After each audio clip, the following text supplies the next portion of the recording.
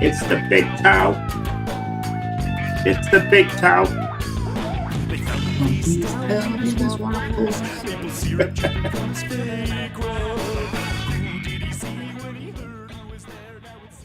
And you know what I forgot? Usually I'm muted during that, but not this time. It is August 18th, 2026. You are tuned into the Locker Room Guys show, and now everyone knows how awfully I do sing. And you'll notice things look a little different today. I'm over on this side of the screen, and Johnny's not here, but Johnny may be here. We shall see. Johnny's up in Maine. But joining me today on special loan from Wonder Back Beer Works is Justin Vitti. Hey, Justin, how are things going today? It is going great, Samurai. Thanks for having me on. Oh, no. Thanks for filling in. We're going to have some fun. We got some pretty decent topics to talk about today. But the first thing I want to do is I wanted to wish everybody a happy International Pinot Noir Day. It's wine, so we don't care. So we're just going to move on to Happy National Fajita Day. You like fajitas? I love fajitas. Big fan. I'm not a big fan of onions, so fajitas ain't quite my thing. So, you know what? We do have Jersey Johnny. There he is. There he is. He's sideways. Apparently, my phone won't let me do it the other way. So. No. How are you doing? I'm doing fine. Sitting in my Pilsner cap. Pilsner. Justin, you recognize that. Oh, I recognize it. I have a glass here for later on. Oh, you got a milk tube. There you go. Well, actually, mine doesn't say Pilsner. It says Ren Slip. Ren Slip. Yes. I don't have the controls to turn you because good. You're gonna have to do it do it yourself. I'll have to. Hold on. I'm trying to figure that out on a phone. It's probably not the easiest thing. No, hold on. Maybe it's here. Video. That's your back-facing camera. There we go. Nope. It's a great view. Yeah. I like that deck. Well, that's not the one I wanted. Hold on. Let's see. When you flipped it again. There we go. There you go. Oh, now he's there. You go. So where? Too many controls on the phone that are too close to each other. And your fingers are too fat. And my fingers are too fat. Yeah, sorry. I'll hold it out here. Well, before we get into some questions for you, I know Justin's thirsty. He told me before we started the show that he was just holding off. So go ahead and pour. I'm going to pour mine. John, I imagine there's one in your hand already. No, actually, I finished it. No? Oh. And we closed out because we got delicious cheesecake. Cheesecake? Yeah, we got a blueberry crumble cheesecake. And unless I missed my guess, those would be Maine blueberries? It would be Maine blueberries, yes, exactly. How does it? And we got it across the street from Batson River Brewing, which that's Batson River across the street over there, brewing and distilling. Very nice. And we walked across the street. She's in a gift shop right now. But if you get rid of National Fajita Day, you can see my tag. I shall hide National Fajita Day. And Johnny is on location in Kennebunkport. There you go. Kennebunkport, Maine. Kennebunkport, Maine. So, and I love that you're repping the area up there. You've got, and it's interesting because I poured my first. I'm Maine Johnny tonight, not Jersey Johnny. So you're Maine Johnny. I poured mine into my cane glass, but it's just too dark to really see the logo. The cane glass. There. Justin, what did you poured into it? Look at this. I took your logo off your glass and put it on my shirt. There you go. There we go. Justin is going to milk the free publicity for Wanderback tonight. Tonight's show has been brought to you by Wanderback Brewing. Yes, at least the co-host has. any shameless plugging that I can get. Exactly. It's our fest beer. It's our just released, just canned last week, just released to the market. That's the first time I actually get to have it not off of the tank, so I'm excited to drink it tonight with you guys for the first time. I'm gonna have to get a hold of some of that. I am drinking. I don't even know what I'm Take drinking. a ride. It's got a fox on the label.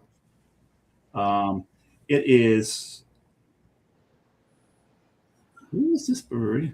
I ordered this. Oh, it's Marble Fox. Duh.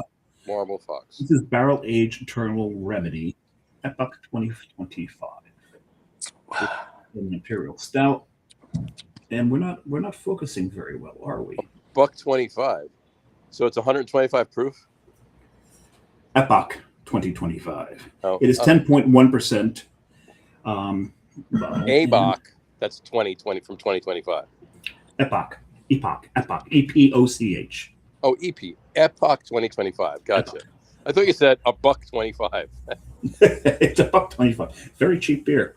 Very cheap. $1.25. There you go. I think Tavore's really dropped their prices. It has. Yeah, no, they haven't. Don't. So, cheers, gentlemen. Cheers. So, how's the trip going, Johnny? Trip is good. I'll give you the rundown, and then I'll let you guys at it. We started on Saturday up in Booth Bay. Went to Footbridge Brewing up in Booth Bay. Tasty beer, delicious burnt ends. So we had them for lunch. Ooh. Yeah, they were good. I like some burnt ends. Yep. Stayed in Bath that night. Went to one restaurant. Really, really cool place. Wound up sitting next to the former owner. Didn't even know we were BSing with him. And the bartender came over and they were like going back and forth, kidding each other. I'm like, and then we found out he was a former owner. He was a really nice guy, older guy. Had a couple of beers there. This is so good. But then Sunday we went to Flight Deck Brewing in Brunswick. Really good beer, fantastic brick oven pizza. Okay, really so good. they Pepperoni, serve hot food. honey. Unlike Mass Landing, that has never served food, apparently. Well, according to them, even though I know I've eaten that sandwich, I have to. Yeah. But in any event, so we went there and went over to, and I was a little disappointed. I got to tell you too. I'll mention this at some point in a future show again. But we went to Moderation Brewing. Just found out about it. I did a little research, but obviously not enough research. That they opened in an old firehouse in Brunswick. So, very cool. So I was looking forward to going over there, seeing this, that, and the other thing, having some good beer, whatever. Walk in, they have 2 beers on tap. 2. Ooh. 2 beers. That's it. And I'm like, so we had them. Well, that's moderation. Am I that right? That's what I said, right? I was joking, but so I asked the guy afterwards. They only opened 8 weeks ago. They ran out of everything twice. Wow. Everything's in tanks, and they only had 2 on. But they had a Goza on, and they had a Pils on. I had the Pils, just had the Goza. We were good to go. Good stuff. Yep. And then hit a Black Pug Brewing there. Yesterday went to Bellflower, talked to Nick. Did you tell him I said hi? I already did. I just assumed. And had really good cocktails. That's for the cocktail show. Like stupid good cocktails all night Sunday night. Like to a fault. We slept late on Monday morning. Let's put it that way. So, but John, talk about Portland, Maine. You were bouncing around Portland, Maine. Mm-hmm. Mm-hmm.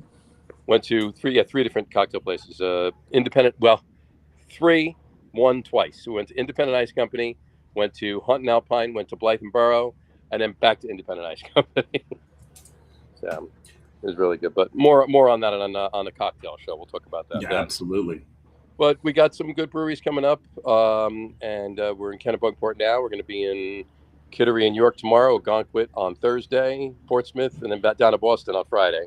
And in Boston for the rest of the weekend. So lots to talk about after that. Obviously, we'll be at Night Shift and Long Live. And, of course, on the way home on Sunday, we might have to make a stop in Charlton.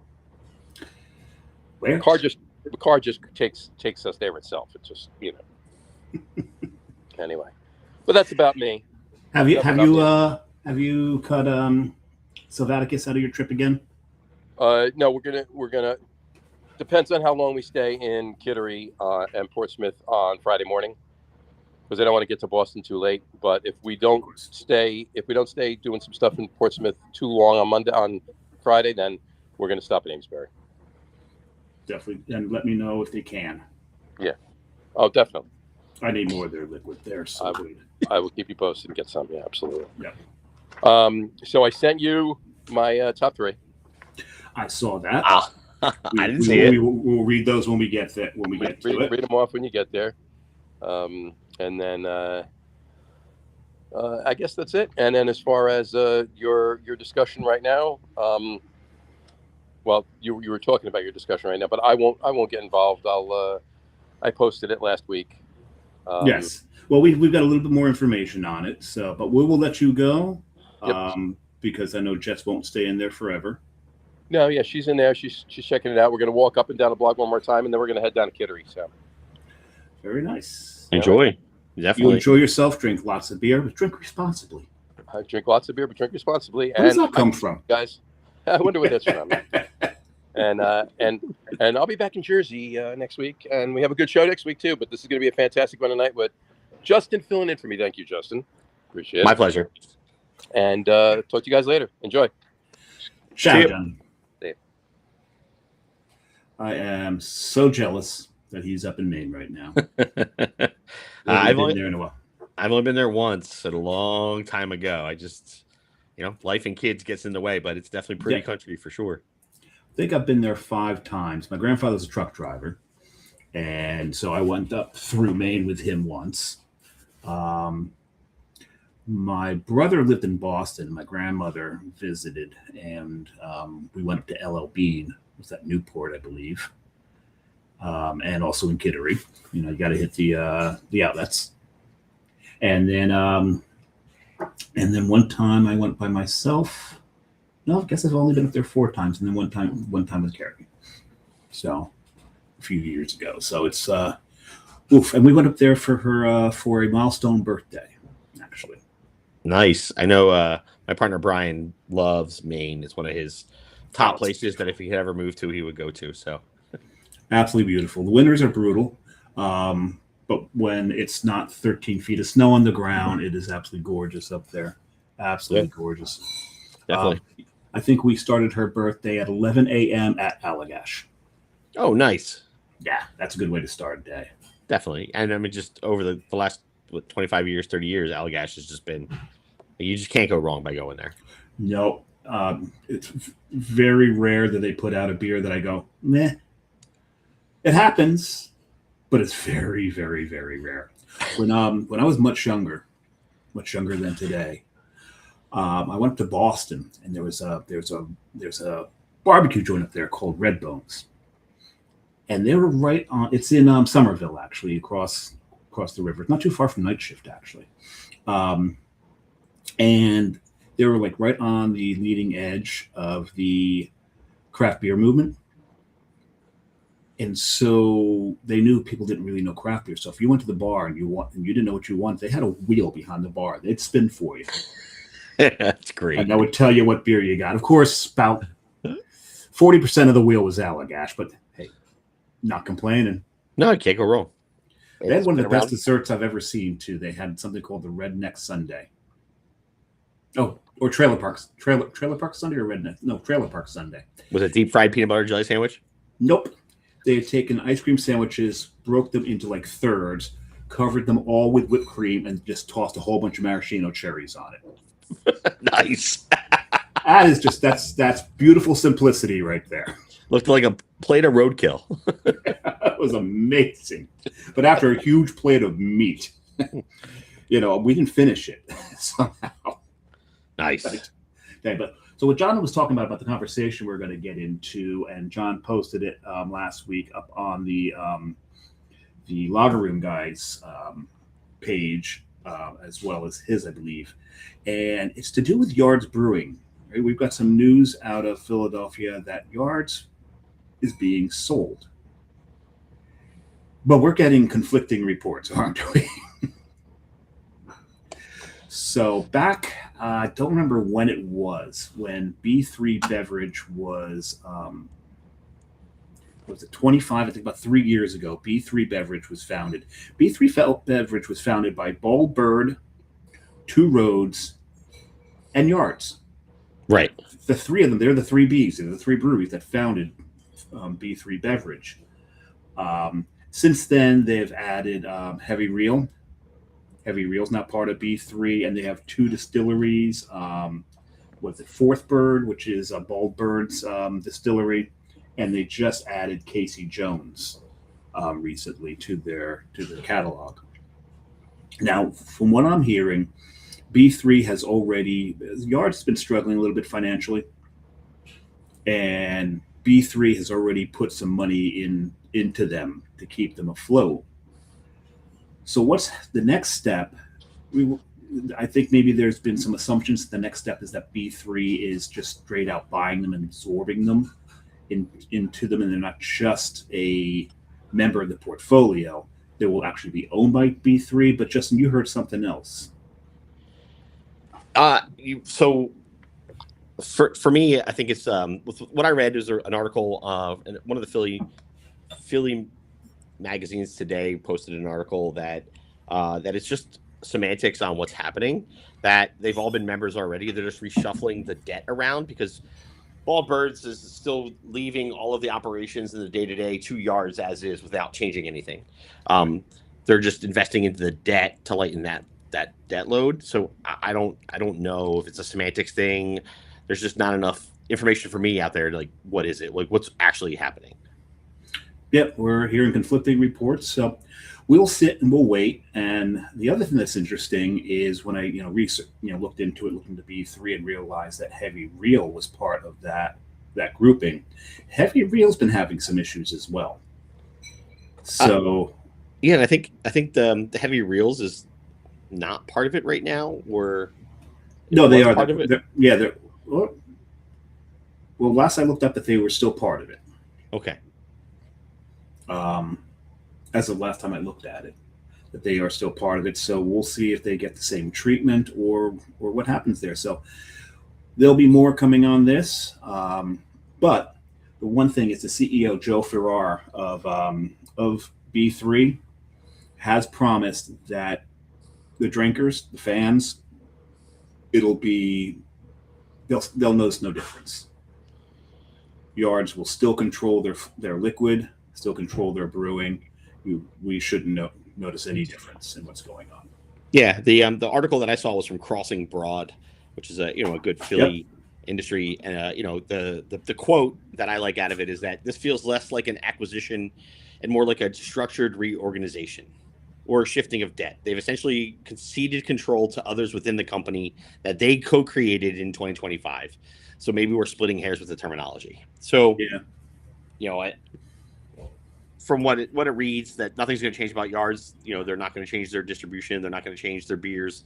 They're not going to change their awesome tap room. They're just it's a great tap room. Yeah, it's just gorgeous. So yeah, just we'll have to wait and see. Yeah, my son came up a few years ago. We went to Philly and we saw Caravan Palace. I forget the name of the venue. It's just down the road from the Yards tap room, and we went to dinner at Yards, and man, that was a blast. And the show was a blast too. You never heard of them? Yeah, well, Caravan Palace is great. In Yards, I've heard of them too. And Caravan Palace, but yeah. One of my favorite beer festivals out there is the Yards Real Ale Fest. When I get to partake in that, where it's just all Firkin beer, it's all pins. It's a great festival for anybody that just appreciates, beer. So there'll be more to come on this. Mm-hmm. What I want to do now is I want to go back into our days because Justin and I have prepared a little something for you. And it's Happy Write a Bad Poem Day. So when I referenced Vogue on Poetry and Justin knew exactly what I was talking about, I was not surprised. And if you don't know what Vogue on Poetry is, read some Douglas Adams. It's well worth the time if you got a warped sense of humor, which We both do. Definitely. So, at any rate, what we have done, we had a chat. We challenged each other to write bad poetry about beer. So, Justin, you have the floor. So the first thing I thought of when we talked about bad poems is haiku, because it's just very, very well renowned. You have that simple 5-7-5 syllable structure. But then I took it even further into my weird mind and went to Allen Ginsberg, who's an American poet that was known for the American adaptation of the haiku into the American sentence. It's a single line of 17 syllables, no other rules. So it's real fun when you get into poetry because you can borrow that idea and then you can just run with it and just make sure that you have 17 syllables. And it allows for this to be quick too. My first poem was we made this beer from local grain, then drove it farther than the grain grew. See, that's good. It's supposed to be bad poetry, Justin. Oh, if you were up at a podium right now, people would be going. Okay, I'll take the snaps. Yeah. All right. Hold on, no, okay. I'm not doing it right. Hold on, I gotta. Oh, I don't have sunglasses handy. There you go. I'm at a roll top desk. I got cubby holes everywhere. I'm at my mother's table from when I was growing up is now my table. So yeah, no cubbies, just glasses everywhere. Well, which is interesting. This is my mom's desk. Oh wow, So, that's great. There we go. They don't make furniture like they used to. Hey, and who would have ever thought that both of our mothers are supporting, literally, our drinking habit? Cheers to that. Here's the mom. Here's the mom. Okay, so that's what I know. You've got a few prepared here. I do have here. Here's my bad one, right? So, okay. The beer was brewed to share, but I hid the last can behind the mustard. That's actually moving. The emotion behind that, the potential sense of loss, and then rising above and conquering. That's a powerful poem. See, and I don't know about you, but I have two beer fridges at my house. I have my beer fridge, and then I have the beer fridge. And when guests come over, they can go to the beer fridge, or they don't go to my fridge. They go to the beer fridge. And typically, sometimes if there's only one or two things left, I will take them and put them somewhere else so that people can't get them from the beer fridge. I've got one beer fridge, and I have a habit of hiding beers for myself. As a matter of fact, I have to admit something to you today. I went through my beer fridge, and you know what I found? Something old. Something new and something borrowed. No. Actually, I found that can of Nautical Twilight that I thought I had, and that I was supposed to drink with you during the one show. We were supposed to drink it together, and I'm like, I couldn't find it. I went through, started cleaning some stuff out. Like, oh, shit. Do you have is it a full size fridge? No, it's a small fridge. I don't know how the hell it hid in there. Yeah. I got 5 levels. It's just, I think it may have camouflaged itself. It wasn't the right time. It was just the universe telling you, wait. It's still sitting in there. So it's like anyway. John told me not to drink the Rumpkin and save it for another event. So there you go. We've got to get Avery's. Apparently, we've got reports that Avery's going to do Old Jubilation again. Really? So I've got to get up into New York State, get to a DeChico's because they do carry Avery. Interesting. And find some of that. Yeah, definitely. You used to be able to get it in New Jersey. I don't know if you can anymore. No, you can't get Avery here anymore. It's a tough state. Yeah, it is. Ever since pulled out, ended. Hunterdon. We lost a lot of labels, and not all of them were picked up, and Avery was one of them. Yeah. Gotta love distributors. Don't even get me started. Yeah, but if you want to know what's carried in New Jersey, what gets distributed in New Jersey, what doesn't, get up to Boonton. The liquor store in Boonton carries everything that's distributed in the state. I swear to God, they've got so much beer there. It's overwhelming for a lot of. Is that where you're up near Boonton? No. I used to be. No, every now and then I've got to take a trip out there. Got you. Because if I can't find something here at any of my locals, and I got Jersey, Jersey City buy rate is one of my so-called locals, but there's times where it's like they don't have that, so I've got to run up to Boonton, and there it is.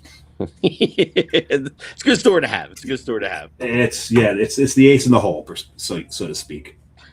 My last American sentence poem is specific to the way that I think that the market is going. A perfect pint of lager takes 3 weeks longer than anyone wants to wait. That's just accurate. But it's a poem. It is a poem. But Dave, I did come up with a lager room guys haiku since I was working off of haikus. So in traditional Japanese inspired format, crisp lager poured slow. Good friends argue every sip. Nobody is wrong. That's very nice. I wrote a haiku once. Brought our guest to tears. It was beer, beer, beer, beer, beer, beer, beer, beer, beer, beer, beer, beer, beer, beer, beer, beer, beer. There you go. Can't beat it. It's my favorite one that I came up with was it's approachable. 10 minutes of explaining what the hell it is. That is from experience in a tap room. So those were my bad poems for Bad Poem Day. I have two. I went a little more AB in my rhyme scheme. I do have. Oh, the one thing we didn't explain is why we're doing this.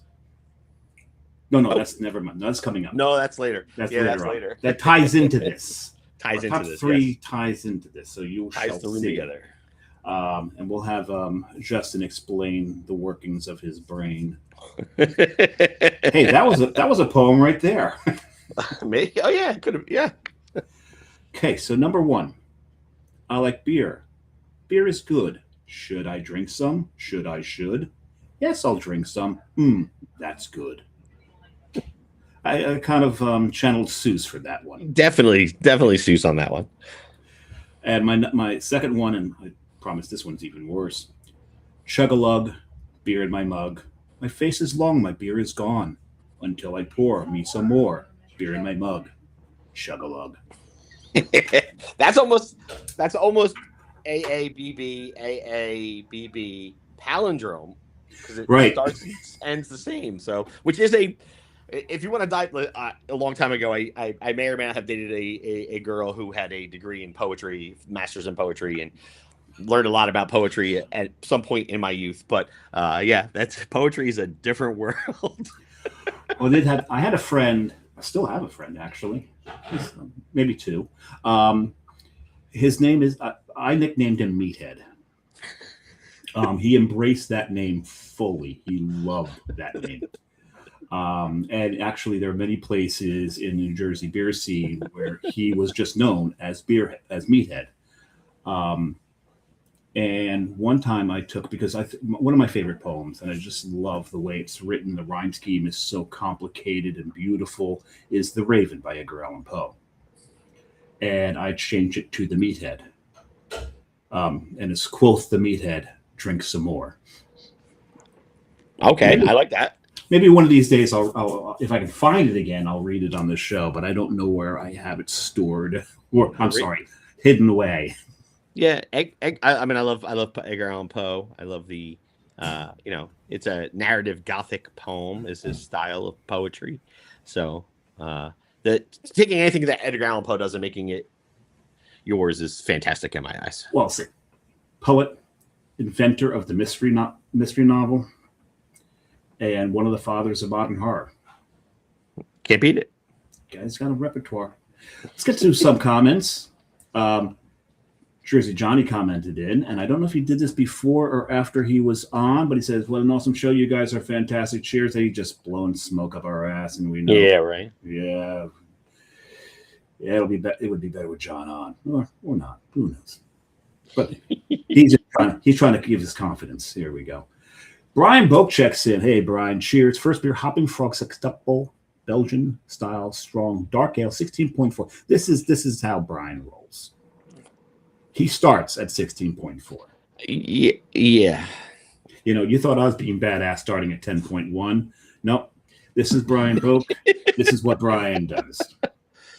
And then he said, so you were on very early today. So my observation is John Flagling is the delay in the show. Well, that's not entirely fair. He has there's so many mitigating factors. The Garden State Parkway, his iMac, you know, his underwear was on backwards. Couldn't find a proper cap. It's not always John. And that's true as well. There's been times where we've been late because we've been trying to walk the guests through a myriad of technical issues, and there's been times where I've had the technical issues. So it's not always John. Mostly John. But it's mostly John. He's gonna kill me for admitting. I learned a long time ago. Always blame the dead guy. I just heard a great phrase. I imagine you're a fan of Bourdain's. And he had a phrase that he used, and I love this phrase, and I don't know why it just popped in mind because it's similar to that. Don't pet the babies while they're awake. Right. You just don't do it. And what he meant by it is, you know, one of the guests on the show was actually praising his crew. It's like, shh, don't pet the babies while they're awake. He always kept them guessing, wondering if they were doing a good job. He praised them behind their backs, but never to their face. Never to their face. Nope. My management style is a little more different than that.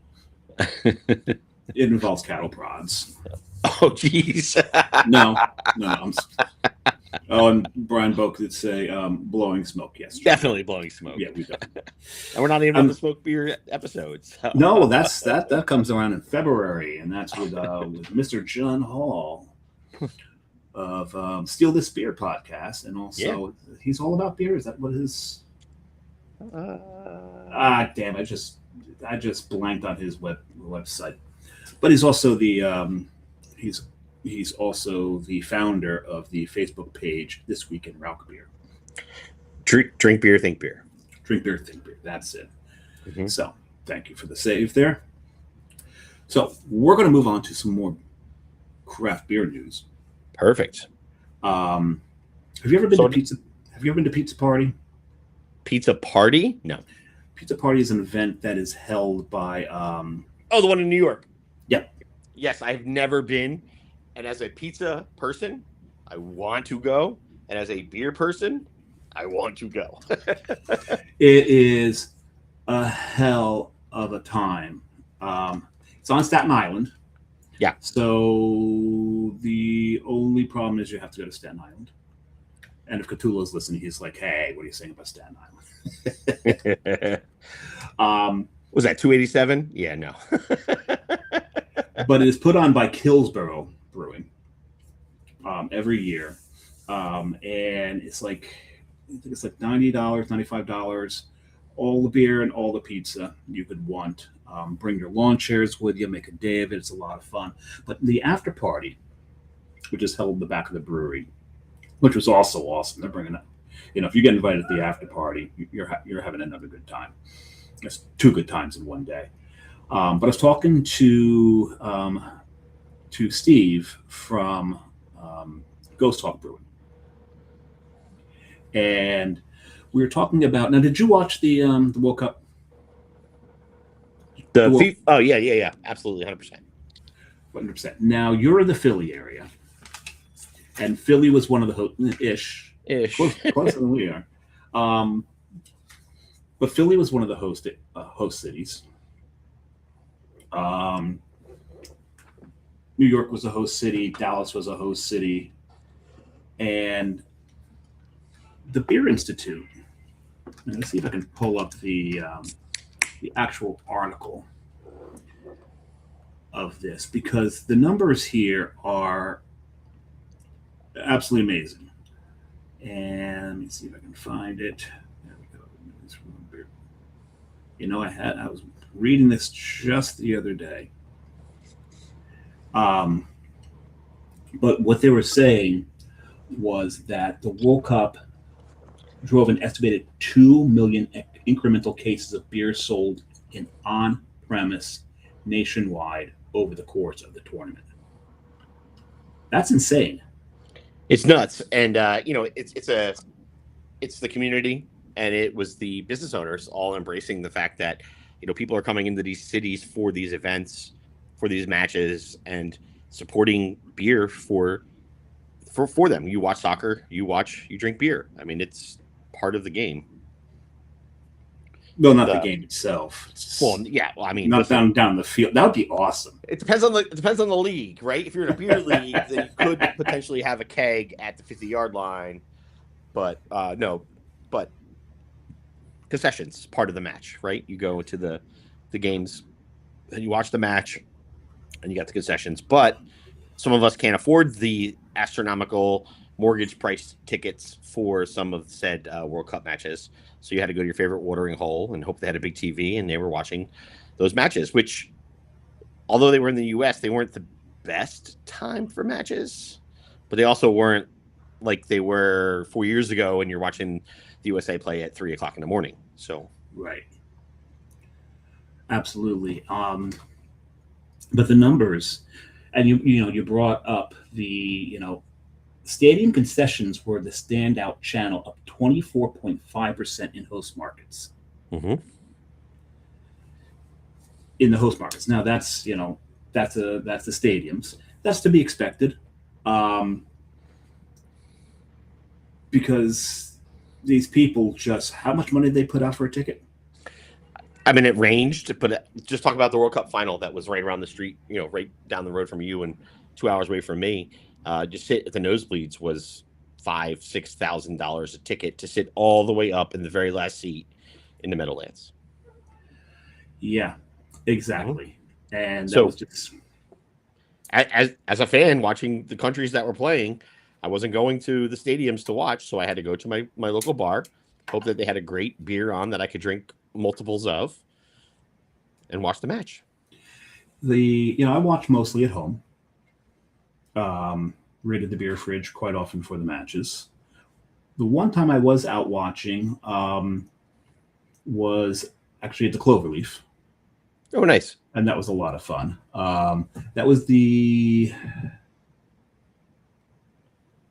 I know England was playing, and I forget who they were playing. Now, did they have an awesome beer lineup based on the countries that were playing during the day? I mean, I know they do crazy stuff with their 24 taps.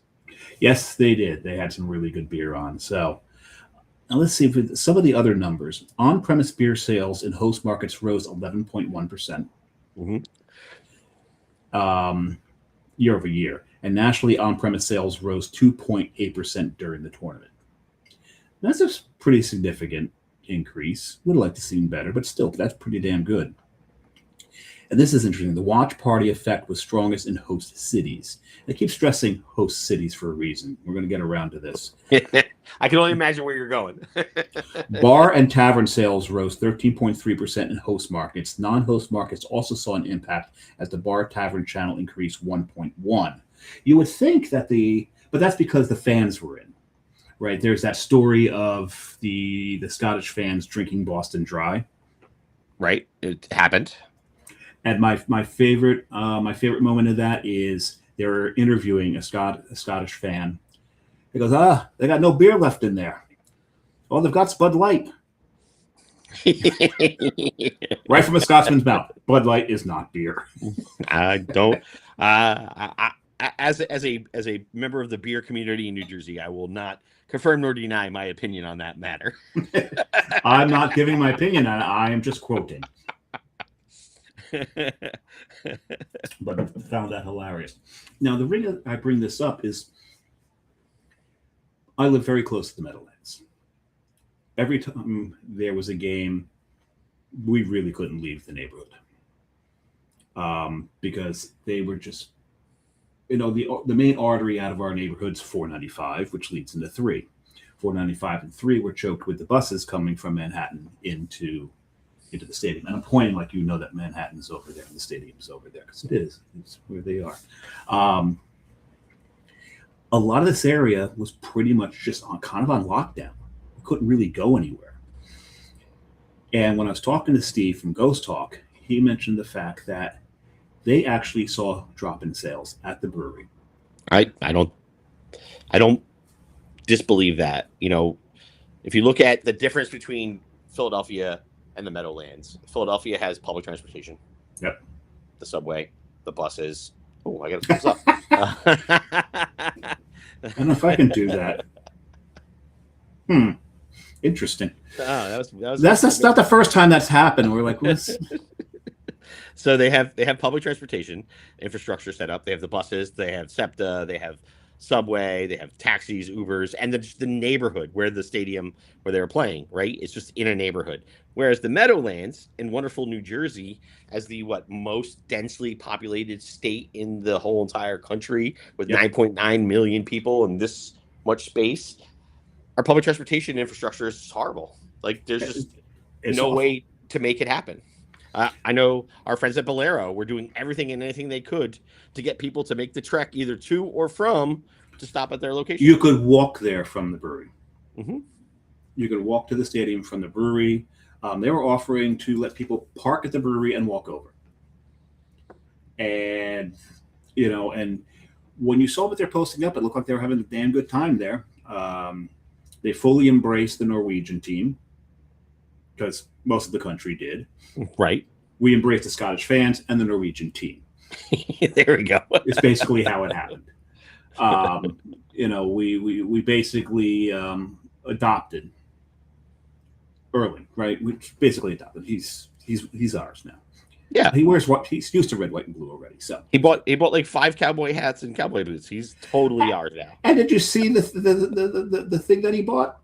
He bought a stuffed raccoon, taxidermied raccoon, hugging a bottle of whiskey. I did not see that. You but I'm going to look it up. You got to look up Irvin Holland souvenir from Texas, and he tweeted up. He's walking off the plane with it, and he tweeted up, "It followed me home." He had such a great time here. Oh, you got to see it. But yeah, he's an honorary American now. Yep, definitely. But in this area, you know, the 2 breweries closest to the stadium, their sales dropped. The towns around the stadium, you know, Sea Caucus is right there. They've got a lot of great restaurants, a lot of good businesses, great pizza, and the town was dead. No one came in because you couldn't drive in the area. You had to bus in. Mm-hmm. Now, did Manhattan see a boost? Did Manhattan have a great time? Of course they did. But it didn't spill out into the area, because there's even some of the thing, some of these percentages, they talk about the counties that these took place in. I guarantee you, though, it was not the county surrounding Meadowlands. Because, like, to your point, Philadelphia's got the mass transit, and they've got a neighborhood built up around it. Mm-hmm. Dallas and LA, that stuff's all built for the stadium. Right. It's just, they've got so many businesses in there, even up in Foxborough. Foxborough has got an infrastructure. Foxborough's in the middle of nowhere, but they've got a brewery there. Wormtown Brewing is there. Yep. They've got like 7 or 8 bars, a bunch of different restaurants, and I'm sure they made a killing. And then you take Seattle. It's right at the dead heart of the city. Right? It's so these areas, man, they did it. I'm sure the fans had a blast because they could just walk to these stadiums. And just New Jersey, in beer in general, craft beer specifically, New Jersey is the anomaly. We rank last I saw we were 42nd in the country per capita of craft beer consumption per legal drinking age adult. I think it's like 6.6 million of the 9.9 are of legal drinking age, and we rank 42nd in the country as far as the amount of craft beer consumed. So it's I do my part. I do my part. I try. it just speaks to even, if you look at Philadelphia, Philadelphia is a beer city. Philadelphia, has one of the first, I think, had the first craft beer week in the country. I think you are correct. And they've done it how many years now? It's a beer drinking city. And I use fashion as my example. What's happening on the West Coast in California right now is going to be a trend here in New Jersey a year and a half to 2 years later. It's the same thing with beer. What's happening in Philadelphia 3 years ago is now what's happening in New Jersey. I'm not surprised by that statistic for New Jersey and the World Beer Cup, and the World Cup. Sorry, yes, and the World Cup. There is a World Beer Cup. There is a World Beer Cup. I didn't mean to bring that up. That was a total accident. And I don't think you guys have won an award there yet. World Beer Cup? Oh no, you did. You won a gold. Yeah, we did. We might or might not have won a gold medal for a lager. I'm trying to prompt you here. You said shameless plugs. Let's keep the shameless plugs going. That one was not. That was just a slip of the World Cup, and I said World Beer Cup. But I'm trying to help you here. I know you are. I appreciate the love. Let me just sip out of this glass here. Oh, this is a second beer? Mm-hmm. Justin has moved on. And what are we drinking now, Justin? So we're talking about the World Cup. We released a beer called Match Day Pilsner. Match Day after the Premier League, every Saturday that they play is called Match Day. Yep. So we tried to take a generic soccer term, and then we made it, basically look like the FIFA logo for Wonderback. So it's a 4.7% premium Pilsner. Probably can't find much of it anymore. I had some cans hanging around in the fridge, but knowing that we were talking about the World Cup, I figured I'd drink the World Cup beer. There we go. That sounds like a lovely, lovely, lovely beer, because your non-premium Pilsner is fantastic. I can't imagine with the premium Pilsner. So the future-proof Pilsners are, German Pilsner, so nice hop, bitter bite to it. This is softer, has a little bit of wheat in it. It's a little softer mix of hops to it. We had the Czech and the German hops added to it. So, just trying to be fun, have fun. Got to bring fun back to beer. And beer is fun. Beer should be fun.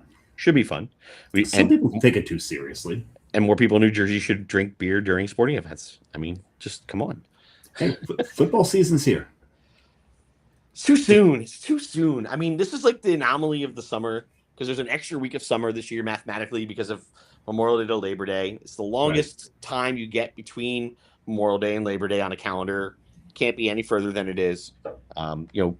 Kids go back to school before Labor Day and then get Labor Day off and go back to school. Yeah. It's just weird.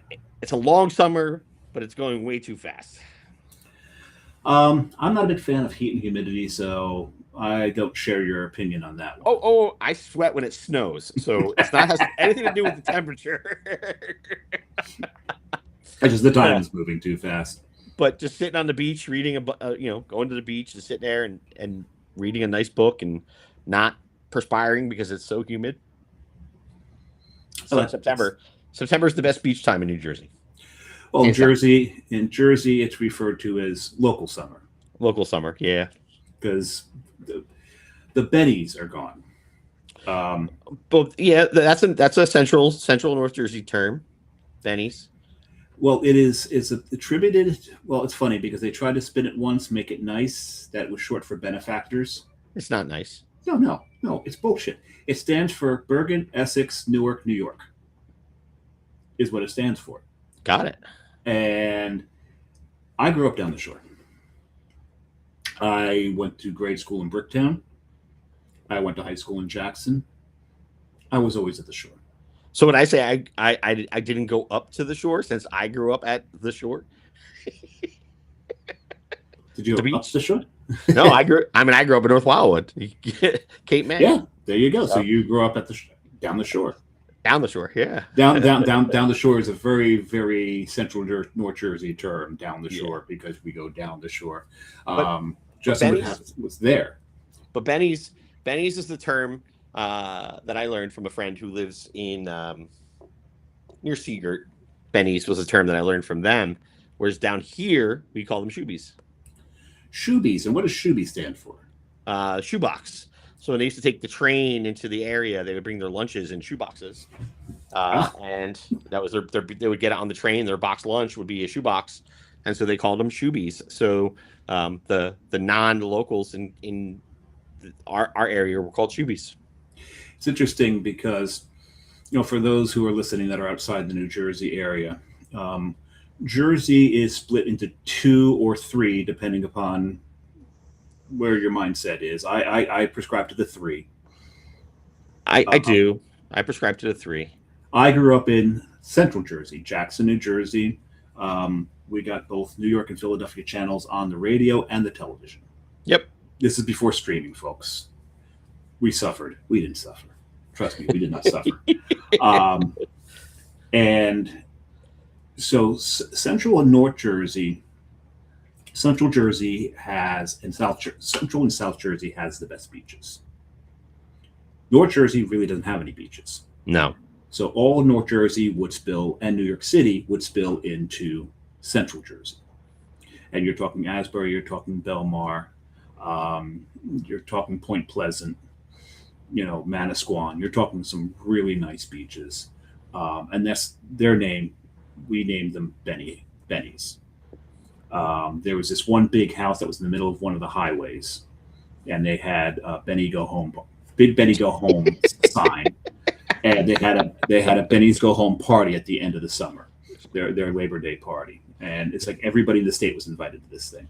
But in the South, you also have fantastic beaches. You've got Ocean City, you've got Wildwood, you've got Avon, Avalon, yeah, Avalon. That's right. And Cape May. Yeah, and Ocean City is like the only free beach in all of New Jersey. No, so the Wildwood beaches are the only free beaches. Well, the Wildwood is right. Yeah, Cape May, Avalon, Stone Harbor, Ocean City, and then up are not free beaches. So you need beach tags. Yeah.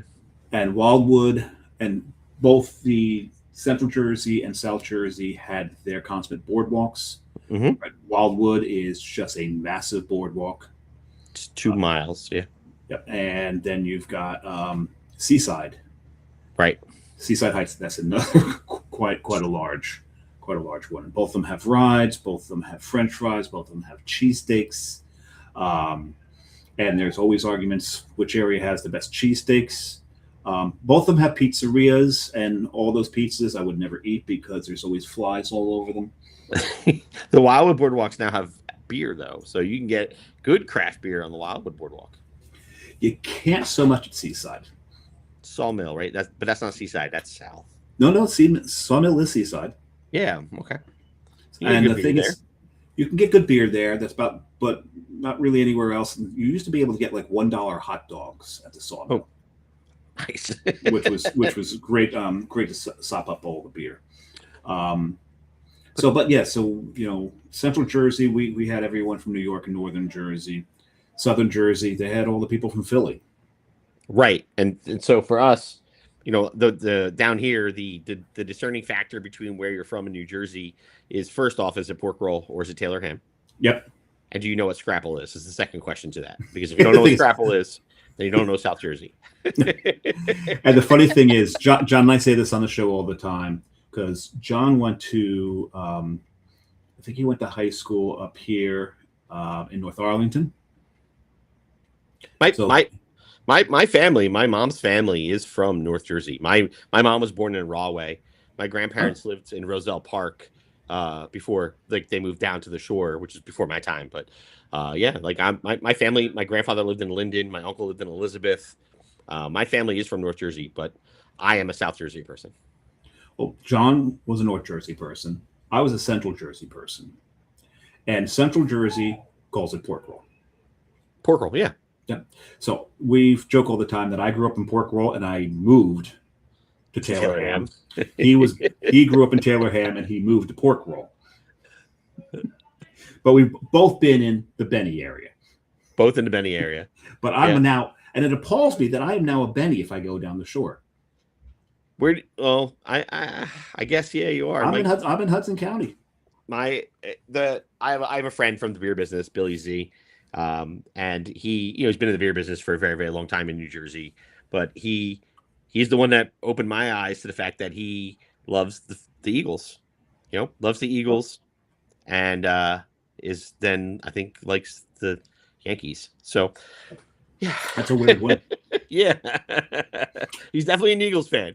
But when Well, you was guys have your Benny go home party, if you take the western route from the shore down by me back to Philadelphia, it's a single road with 2 lanes, one up, one back, and they put the big sign up that says Shuby's go home right there on 347 when you're going up to go back to 55. Same thing, just from different areas. Or was that the Black Horse Pike? No, it's so you have the Delsey Drive, like Route 47, Okay. leads into a road called 347, and that takes you to Route 55, which kind of goes northwest from the shore. Got it. Interesting. Yeah, same but different. Interesting. Growing up in Central Jersey, I had my New York teams and I had my Philly teams. There was one point I was a Phillies fan. Mike Schmidt, right? Back in those days, and also Greg Deboluzinski. He was either screwing himself into the ground, missing the ball, or sending the ball to Delaware. There was no in between. And I think it's because I'm like half Polish. I think I like Luzinski so much, but I was also an Eagles fan when Jaworski was quarterback. There you go. You see any I tell people I'm a Pol Wop, so I don't know if I can say. My mother was Polish and Scottish. My father was Italian, so I call myself a Pol Wop. Yeah, but I get to choose my nationality based on the holiday. I do the same thing because I'm like mostly British on one side and mostly Polish on the other side. So I celebrate Easter as a Polish holiday. Absolutely, absolutely. Because I love babka. Yeah, why not? So it's a ham, it's kielbasi, it's pierogies, golubkis, babka. Get the sesame seed bread. Oh, we have a good time. Sesame roll. Oh yeah.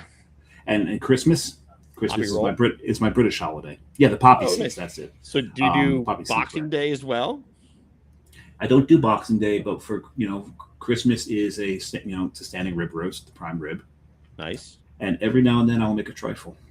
I do. My grandmother used to make a trifle a lot, but that was the Scottish. My grandmother was Scottish, and Easter is Polish for us. Italian on Christmas Eve. Christmas Day, usually I'll do Wellington or something fun in the kitchen, but yeah. And then I like to celebrate Boxing Day just because nobody does. We gotta look into that. The Carrie's part Italian, so we do Christmas Eve as Italian. So I've got that as well. So we celebrate our holidays pretty much the same way. And if you ever want to really get frisky, do a Polish Christmas Eve because it's fantastic. There's a lot of vodka involved in that. Oh, and straw and crackers and cured meats and cured fish. And I like cured meats. You can keep the cured fish. We'll go with the cured meat. Listen, when Wanderback Tap Room opens, there is a Polish deli around the corner from the tap room where it's an old Polish man and his wife walking around in their slippers, making everything smoking the meat in a shed in the back that they're selling to you. That's the way it should be done. It is fantastic. There is a store in Wallington. I can never remember if it's Adams or Abe's. It begins with an A. If you go the week of Easter, you've got a lot of time on your hand. And one time my buddy and I went. He was part Polish, part Dutch, and part Italian, actually. And we parked on the side street, and we watched as two of the girls, because I think the family had nothing but girls and employed them in the grocery store, had a stick, a big long stick between their shoulders, and there must have been 20 kielbasis. And that was the smokehouse out back. And they do cabanossi there. And if people don't know what a cabanossi is, it's a Polish Slim Jim. So for Easter, I went and I bought 4.5 pounds of kielbasa from the deli, the Polish deli around the corner. And as a thank you, he gave me 2 of them to ride. Oh, for the car ride home. The kielbasa. See, the thing is, the cabanossi never makes it home. The cabanossi was for the car ride home. It's for the car ride. It's for you for the car ride. He handed me 2 of them, and my wife looked at me when I took a picture and sent it to her like, what are you doing? I was like, yes, I'm eating fresh smoked meat from the man who wasn't wearing gloves, that barely spoke English, and his wife's hands were bigger than mine. That's the Polish delis. And also, folks, I will say it now. This may be controversial. It might be a hot take, but Polish pickles, the best. Cucumbers and brine. I don't disagree with you. Carrie's a huge fan of pickles, and I introduced her to Polish pickles. Let me rephrase that. When I introduced, we got some of those from the deli, and we brought them back. She took one bite, and she goes, they're now her favorite thing. They're just, and we'll get them every now and then, and she does like to make Polish pickle soup. Polish pickle soup. That one I have not had. I like pickles, I really do. Writing it down. And 3 to 5 spoonfuls of it, and it's delicious. After a while, it becomes a little too pickly for me. But man, it's delicious. It really, really is. And have you ever had white borscht? Not white borscht. No. Just a different beet. Just a different beet. No, there's no beets in it actually. How's it borscht? Because it's cold. I don't know. You'd have to ask my friend Mark Janik, who learned how to make it in Poland. Okay. Yep. So apparently, borscht doesn't necessarily have to have beets in it. It's like a Spanish gazpacho, right? No, it's not cold. What it is, it's actually got cream in it. Okay. And it's got kielbasa in it, and it's got potatoes in it. So think of it like a kielbasa cream chowder. Really good. Anyway, I don't know how do we get there. Oh, but you were bringing up the Polish deli across the street. We were talking about breakfast meats, and then it just segued into we got smoked meats, and you get two Polacks talking about meat, and they're just going to get lost. At any rate, but you said that there's this Polish deli's kind of across the street, catty corner from where the tap room's going to be. Around the corner. Yeah, it'll be around the corner from the tap room. Speaking of the tap room, where are we on this? We are making fantastic progress on our tap room. So we are anticipating to have our certificate of occupancy second week of September. Walls are just all done painted. The floors are being done this week. The drains are already in. The first subfloor down for the production space is in. Tanks are sitting in storage. We have all of our decorative lighting hung. The ceilings are done. Bathrooms, the toilets will be put in once the floor is done. Sinks are in. So we are on track to have our CO by the beginning of September. So with opening in September or October? So the caveat is that, as a lager focused brewery, the average time for just Waterback lager in a tank is 48 days. So figure 8 weeks, because we don't want to be in a situation that John just had where we have 2 beers on tap, right? We don't want to open and blow through everything. So we got to make sure we have beer in inventory. So we are thinking realistically end of October, beginning of November, if everything goes smoothly with the wonderful, grand state of New Jersey and the ABC. Yes, we shall see. But the one thing is, there are times. It's funny. There's many times I've moved out of state and they keep pulling me back in. It's hard to leave the state. It's just. I think it's mostly the culture, the food. It's the Four Seasons. And it's the Four Seasons, yes. I don't think they were from New Jersey. I think they were from New York, weren't they?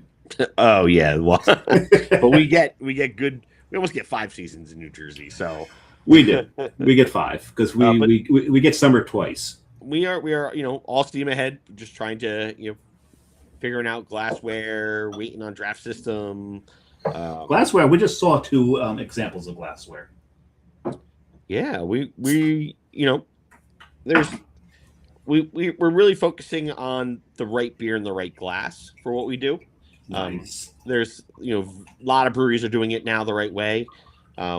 where you go in and you get a lucre pour of a beer and it's in the proper dimple mug, like Right. we haven't ascertained what we're going to open. We haven't decided what the glassware is going to be. None of that. We're just starting that discussion. We got to get beer brewed. We got to get, there's a million things we got to do. And it's the only bad thing about New Jersey is that it's backwards, that you have to spend all this money to build it out and get your pictures and send in your CEO for the ABC to say, okay, great, you can brew, or no, you did it all wrong. And then you got to change it. So it's kind of like the cart before the horse. So we just hope that, with our experience and we're doing things the right way, and we're excited. We're, anxious to get open, anxious to just have a great place. We're all anxious for you to open as well. As a matter of fact, we'll see how the timing works. We're going to try to talk John into, us coming down and covering the opening. We're, Now this is quite a bit of a haul for us. Tell everybody where it's going to be. Yeah, so we're opening up in downtown Vineland. We'll be at 635 East Landis Avenue. Hey, it's going to give a place for the kids to hang out other than behind the 7-Eleven. It's going to be a great place. It's going to be, we're having a split level brewery. So upstairs will be our, main tasting room, 150 person occupancy, 3 bathrooms, 35-foot bar. We'll have, standing drink rails. We'll have high tops. We'll have a banquette with tables. We'll have a little lounge area, out front seating.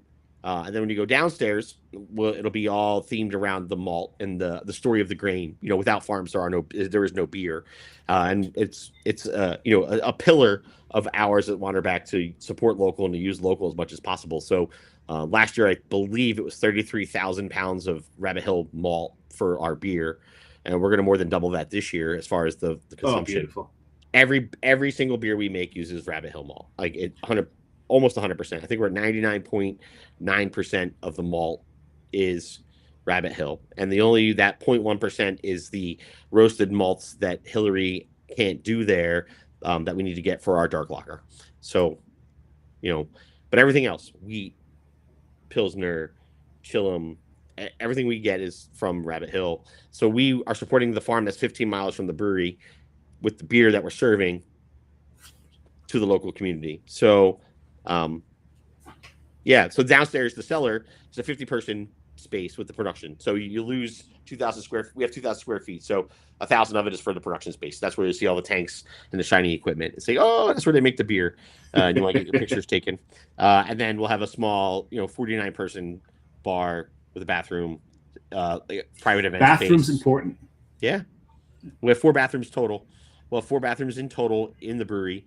Now are your bathrooms gendered, or do you have that shared bathroom? All of our bathrooms will be unisex ADA. That is amazing. That's awesome. Yeah, I love those spaces. A lot of the bars in New York are doing it. Some of the breweries in New York are there. I've seen some of the breweries in New Jersey do it, where they have like a common sink area, and then there's just stalls, and the stalls are unisex. These are just, I went to a brewery in New England, and it was the same thing. They had a row of bathrooms. You walk in, and it's your bathroom, your sink, your toilet, change the table. Torch and Crown was that way before they closed. Right. Speaking of breweries that have closed, my second beer, and I wanted to drink it while it was still viable, it's Jersey Cyclone's Coconut Calypso. That's where we got our tanks. Oh my God! So you're basically Spirit of Halloween. You just our 10-barrel. We went. Jersey Cyclone had an auction. We bought their 10-barrel tanks. We got their 2 10-barrel lager tanks. So also, I am drinking basically a Wonderback beer by association. No, because this beer was brewed in your tanks. It was brewed in the tanks we got. Yeah. I've got it in mind because nice. It is. Black is beautiful. Eventually, we'll do a stout once we have a tap room open, and we have, it's not necessarily a market mover. So, as a distribution-focused brewery right now, we have to be careful of what we pick and what we distribute. But we'll definitely have something. Speaking of stouts, Mr. Boak has his second beer, 22 Northern Brewing Company in Alexandria, Minnesota. He drove out there. It's a wind-powered brewery. Barrel Aged Cave Series Night Axe Bourbon Barrel Aged Imperial Stout 14.2. Oh, that's a beautiful beer right there. There you go. That's one of the greatest. You guys are opening up stouts. I feel like I'm like going to be left behind. See, I am what I drink, and I am stout. You're stout. Well, What am I don't. I am what I drink. I'm everything, huh? Everything to everybody, Yeah, Justin. right? Oh, we do a morning bell if you want. Do I have? I've got a sip and maple over maple. I may have a morning bell sitting over there. What are we digging into here? Oh, yes. John will kill me if you drink that on the show. I'll wait. I'll just stick with the Pilsner. Now, it's funny because, Justin and I both set the scene behind us. Justin was hiding some stuff before the show. I put a few things over on the shelves here. But we noticed that, we both have the same poster up there. Framed almost exactly the same way. You've got a wider frame than I do, and yours probably doesn't fall apart as mine does. Mine's cheapy. I got to get that reframed, but this is you'll see this in so many breweries. You ever get a chance, really take a good look at this. It's really going to explain to you the path of beer, the difference between lagers and ales, and those that cross over. There are some that do cross over. Mm-hmm. There are some ales brewed with lager yeast and vice versa. But I also notice over your other shoulder, there seems to be a tentacle. Oh. Yeah. It says. What does this say there? So it's basically it's a giant tentacle coming out of the ocean with a man sitting on a chair fishing at the very very top of it, and it says, "Everything will kill you, so choose something fun." That's not wrong. So this is my corner of the house. This is my weird tiki glassware, all my bourbons. Mine are up there. Before the show, Justin and I were showing off our tiki mugs to each other.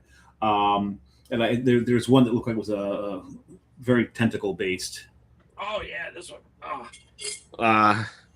Oh, very nice. So I think this is a Jeff Granado. I think. It's a big old Granita. Yeah. And I have the pirate. That's awesome. Sick. So yeah, Funny. tiki culture is separate from beer. This is one of my favorites. This is a cocoa skull.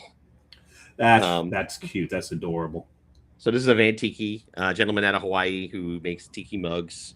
I think this was my first one. Really? Yeah. My first one I actually got at I'm blanking on Lee's Hawaiian Islander up in this area. There's another one that's struggling. Hey, B3, you want to take them, buy them, keep them going for a while? Yeah, I just saw an article that they're potentially closing. And that article has been running for about 12 years. Oh, okay. Yeah. It's basically the kids don't want to take it over. The parents are, I think they're each about 210 years old at this point. Okay, so they're young. Lee's Hawaiian Islander is a very, very special place. If you've never been, please get there. Please support these people. Let's keep that thing going. But your coconut mug, my coconut mug is actually a Don the Beachcomber coconut mug. Wow. Yeah, so I went all out. But my first tiki mug came from Lee's Hawaiian Islander. It's right over there. I got a bunch up there. Yeah, I think the most unique. I think I have the complete set of the Golden Girls tiki mugs. Scott Wells would love you. If you don't have it, I highly recommend you get it and add it to your collection because they are a joy to break out. I've got some interesting ones. I showed you I've got a couple from Paradise Lost in Manhattan. But I bought one off of eBay, and it is a Fiji mermaid. If you don't know what a Fiji mermaid is, look that one up. That has something to do with P.T. Barnum. P.T. Barnum. The Fiji mermaid was basically a hoax.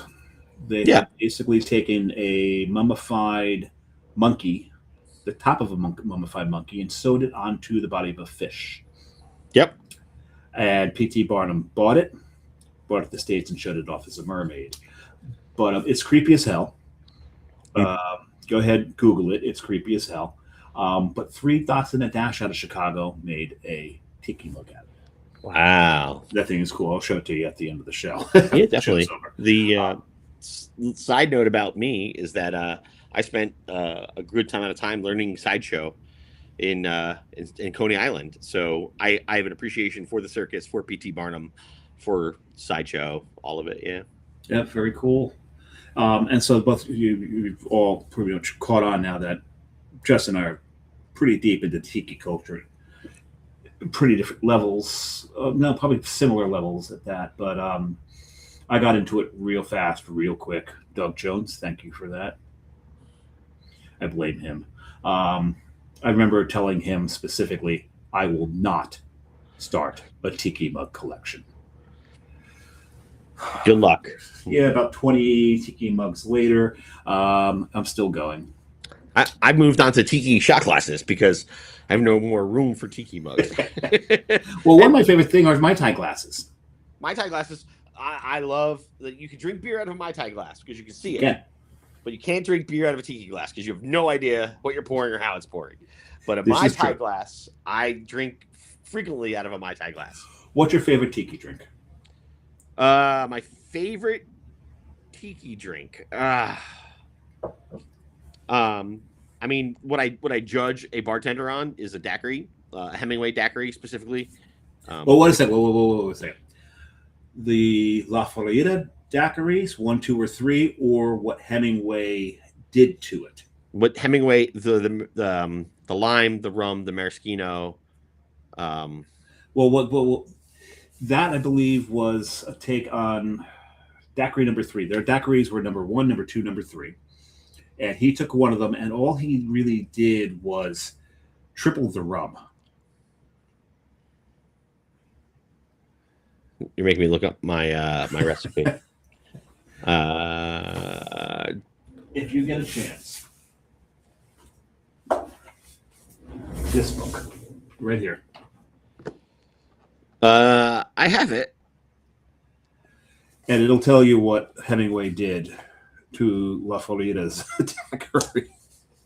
Beach Bum Berry is a fantastic historian, but also one of the greatest bartenders we've ever had because he managed to resurrect so many tiki drinks. But I am reminded, this is a beer show. This is a beer show.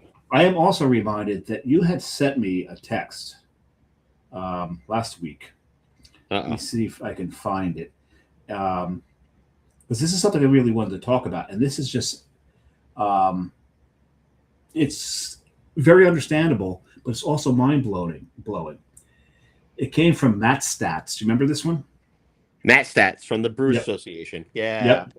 He's the new chief economist. He took over when Bart Watson became the CEO of the president, CEO, whatever. The president. Yeah, he got booted upstairs, and this guy took over his job. Yep. And I'll read this mostly verbatim. The 2 AB levels with the greatest off-premise beer volume growth since 2022, not including non-alc, are 9% beers have lifted 76%, while 3% beers are up 16%. So the 2 highest growth segments are at 9% and at 3%. And then what's the missing caveat to that? What's the 6% IPAs? 6% beers down 27%.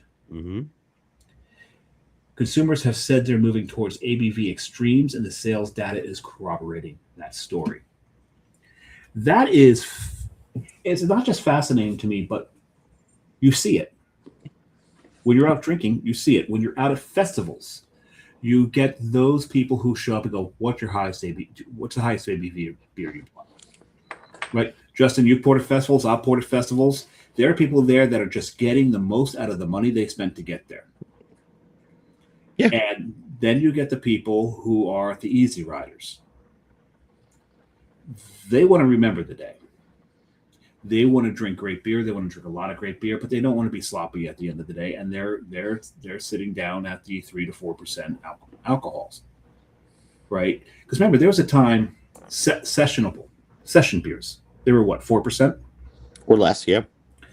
And session, that definition crept up to close to 6% at one point. People are considering 5.5% beer as sessionable. Right, a pale ale was a session IPA at some points. Yeah, I was. I may have been one of those people. A lot of my friends considered those sessionable, but I find myself looking more towards the 4% at this point. Now we've got Brian Bokas on this show, and we know he's scoffing at 9%. Well, I have two thoughts on this, and this is mostly brewers' faults, I think. Partly, well, mainly brewers' faults. But what that stat doesn't clearly indicate is if it's craft or all beer as a segment. Okay. You really gotta dive into the data to find out. Well, that's one thing though. What macro beer comes in at 3%? What macro beer comes at 9%? I don't see any macro beers come at those ABV levels. Well, you have the Miller 64 is 2 point something. What's Ultra sit at? Ultra is, I think, 3.9. So that's in that realm. I can Michelob Ultra. I'm going to Google that for everyone.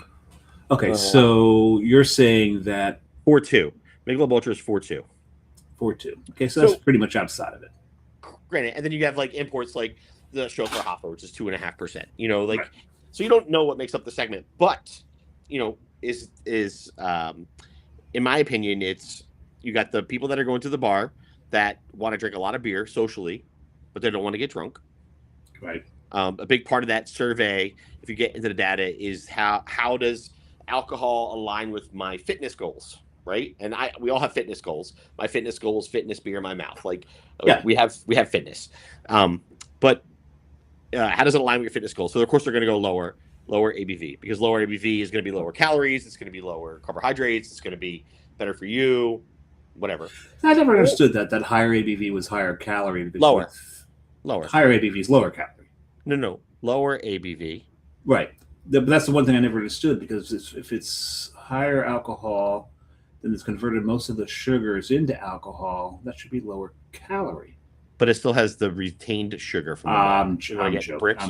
I'm joking. This was all just me rationalizing drinking higher ABV beers at one point. Well, the higher ABV, you want more bang for your buck, right? And one trend that I have personally seen is that you walk into a bar and they don't care if it's a 6% IPA or 10% stout. With a rabbi and a priest? Yeah, with a rabbi and a priest. It's going to be an $8 pint of craft. Right. It doesn't matter. So if you're going to pay $8 for a 6% beer or $8 for a 10% beer, the 10% beer at $8 is the better buy. Not always necessarily, because the smart bars and breweries, the higher the ABV, the less ounces you get in the pour. And out of the 9,000 licenses, not including breweries in the state of New Jersey, how many of those bars are smart bars? 5. I like, and it's unfortunate. And what I said is brewers' faults is that back in 2015, 2016, when we had this surge of craft breweries in the state of New Jersey specifically, where craft were better than macro, we can charge more. And then you started to get craft bacon, and you got craft blankets, and you got craft socks, and you got craft mac and cheese. Craft mac and cheese, and everything with the name craft tied to it became more expensive because it was artisanal and it's craft. So we think that we as brewers think that because we make a superior product to a macro product, right, that we can inherently charge more for it, regardless of how much it costs to make, because it's craft. And I'm not saying that mindset's happening now, but it was happening at some point. Of course it was. And that then during COVID, with the bars and the restaurants, was, hey, I'm charging $8 for a beer because I can. These people are happy to come out. They're going to pay for it. It doesn't matter. We're charging $8. And now they're still charging $8 because 6 years ago they were charging $8 and it didn't matter. You don't drop prices. And now the consumers are realizing if I'm going to pay $8 for a pint of beer, I'm going to get the higher alcohol. If I'm going to a liquor store and they're going to have a $20 4-pack of a 10% beer or a $20 4-pack of a 7% beer, I'm going to buy the $20 4-pack of the 10% beer because it's more bang for my buck. Brian Boke's got a slightly different take on it. More flavor, fewer beers. So, Brian, you're equating ABV with flavor. I'm not quite sure that's entirely accurate, but I know what you're saying because here I am drinking a coconut stout. And the previous one was vanilla coconut in bourbon and rye barrels. He loves an adjunct stout. Those are adjunct stouts, but they're not pastry stouts. They're not pastry stouts. I don't really. I'm this close to needing insulin in the first place. I don't need to have my beer help me along the way. Actually, I think probably the beer's what did in the first place. I think I'm going to change my lineup. Jeez. And so, but no, Brian, I get what you're saying. He's like saying versus he's saying more flavor than a 5% lager. Yes, I get it. But there's something like tonight. I work from home over the summer, so I can go with heavy beers tonight. I can just trudge over because you know what my commute is. I sleep right there. Same as my wife. Yeah. I gotta wake up tomorrow and deliver 12 kegs and truck. Oh, I have to ask you, where was that drop? It wasn't Cowtown. Where was that drop? It was the Tuckahoe Inn. Oh. So the Tuckahoe Inn is a little sneaky because it has that water background to it. And we included the left side of the Tuckahoe sign. So you kept the water out of it. So it was just, it's Tuckahoe Inn. And they got the recreation of the lighthouse that fell into the sea. I love the fact that they have the time-lapse photo of the original lighthouse falling into the sea. That's just so cool. Definitely. Tuckahoe's a really special place. I like it there. Great place, great family. We're happy to be able to do business with them. It's great. So, but anyway, so what Brian's saying, yes, I get it. If I'm sitting at home and I don't have to get up until basically 8:55 tomorrow to be online for 9, because I can just literally roll over here, claw my way into the chair. I'm happy to be drinking these 10 and 13% beers. If I'm out, I'm not touching them. I may have one at the very beginning. There'll be a lot of water, but now I'm hitting those lagers. Yeah, Brian says he's got a 12-foot. You're retired. You have no commute. Don't even try it. To the garage, right? To the brew. To the brew system. To his brew system there. Doing Zwickle pours. They don't count as beers. Definitely. So, but and also it's off premise. That was an off premise number. So, right. that's people buying 6-packs, buying 4-packs, probably of a high percent beer. It's buying 12 packs of a low ABV beer. So, and what we're seeing, one big thing that's coming out from the Brewers Association that just came out to support that is also that they're seeing an increase of visits to breweries. And so it's to me that's interesting. Yeah, it screams occasions, right? So people are shopping more for occasions. So you're going to a party, you're going to a barbecue, you're going to a bar mitzvah, you're going to a christening, you're going to something. You're going to an occasion, so you're buying beer to bring to the occasion. So you're either going to go bring this super bougie, oh, look at this, or you're going to bring we can drink a lot of this. And those are the two categories. Yep, you're not wrong. It's funny because when we would go places, a lot of parties we'd go to, I knew who was there, and I'd have my own little cooler of my beer. And what would be interesting, like when I first met her family, I'd bring my own beer because I knew it was there. And I would be drinking my beer. And every now and then someone would come over and go, What's that? And then there's that 10-minute explanation that you brought up earlier in the show. Yeah.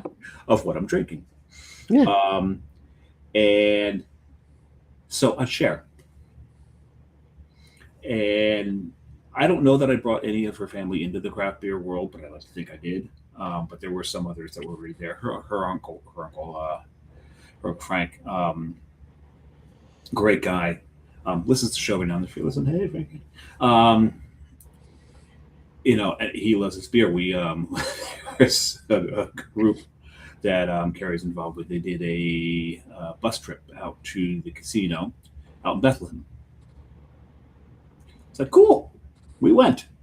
Walked through the casino to go out the front door to go visit the breweries in Bethlehem. And Frankie came with us. And we had a blast. We really did. Is that what Fegley's is in Bethlehem? But we weren't on that side of the river. We were on the casino side of the river. God, I wish I could remember the name of the breweries there. But we went to a bunch of them.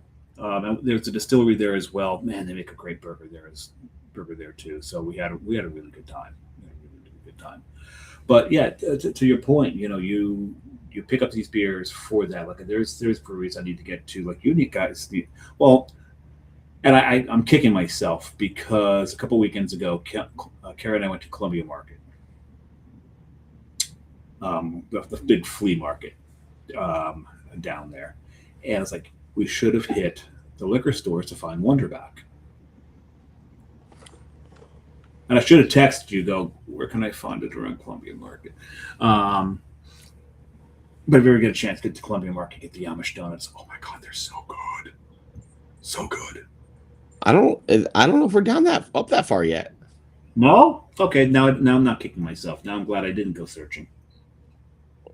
Where is that at? I don't think we're up that far.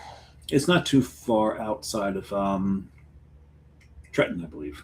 Yeah, we're Southern Burlington is the furthest we go right now. So. Oh yeah, no, we weren't that far south. And I don't know exactly where you were, so I was going to try and get you beer, but just my schedule didn't get me up North Jersey today. Oh, I would expect. This is not just North Jersey.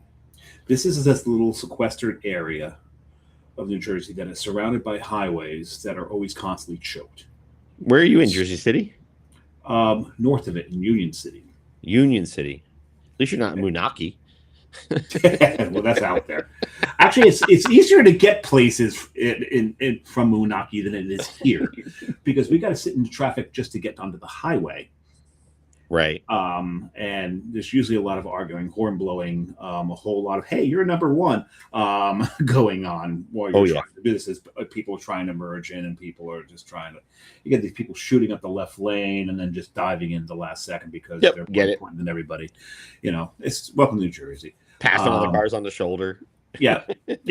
Yeah. Well, there's no shoulders. These are city streets we're talking about. Oh, right. And of course, you got to dodge around the people that are double parked. Yep. Oh my God, it's a lot of fun. But yeah, just to get out of here in this area, so anybody getting up into this area, and it's also, we want to come up and visit. Yeah, good luck finding parking. Yeah, we hope. I mean, Wonderback hopes that we're in North Jersey this time next year. It's on. That'd be amazing. It's in discussions. Unfortunately, there was this whole mergers and acquisition thing that happened with the one distributor that does the whole state that we were talking to. So we're just kind of waiting for them to, get all their ducks in a row after their new launching month of August and see where we go from there. But it's in discussions. We don't want to be just we're realists, right? We've been doing this for a long time. The years of 30, 40,000 barrel breweries, I think, is done. Like, we're not going to see that anymore. The years of the Tonewoods, 30 barrel craft breweries. Yeah, 30 barrel craft breweries. I'm sorry. Yeah. Tonewood. I don't know who else does the volume like Tonewood, but that mid range, 15 to 20,000 barrel brewery, I think is a stretch too, because a lot of these breweries had the timing behind them. Like, it was the right place at the right time. Cape May was 2011. Tonewood, I think, was 15, 16, or maybe 13. But they all had hit this peak. So for us, we want to be full state. We want everybody to be able to enjoy New Jersey beer because our beer is New Jersey beer. Yeah. So it's in discussions. It's not going to happen tomorrow. It's not going to be me taking kegs up to Bergen County or going out to Malloy Liquors at the Delaware. But if Water you do Gap. come up here, we're going to Lee's Hawaiian Islander. Okay. Straight up, we're getting a poo-poo platter and a scorpion bowl. I also want to go to Patterson to get some pizza, but There's people say like, "Oh, New York pizza is the best." Like, no, North Jersey. yeah, North Jersey, and like the people that do like a tavern pie the right way is There's few White and far Star. between. What's that? White Star. I don't know I that find them a one. little too salty, but yes, the bar pies up here are spectacular. Spectacular. So Patsy's and Patterson. Patsy's, yes, Yeah, yes. cash only. Make sure you're strapped. Make sure you have 2 locks on your car. And open carry. Yeah. Not the safest of neighborhoods, But best pizza. it's better than it's been. Yeah, definitely.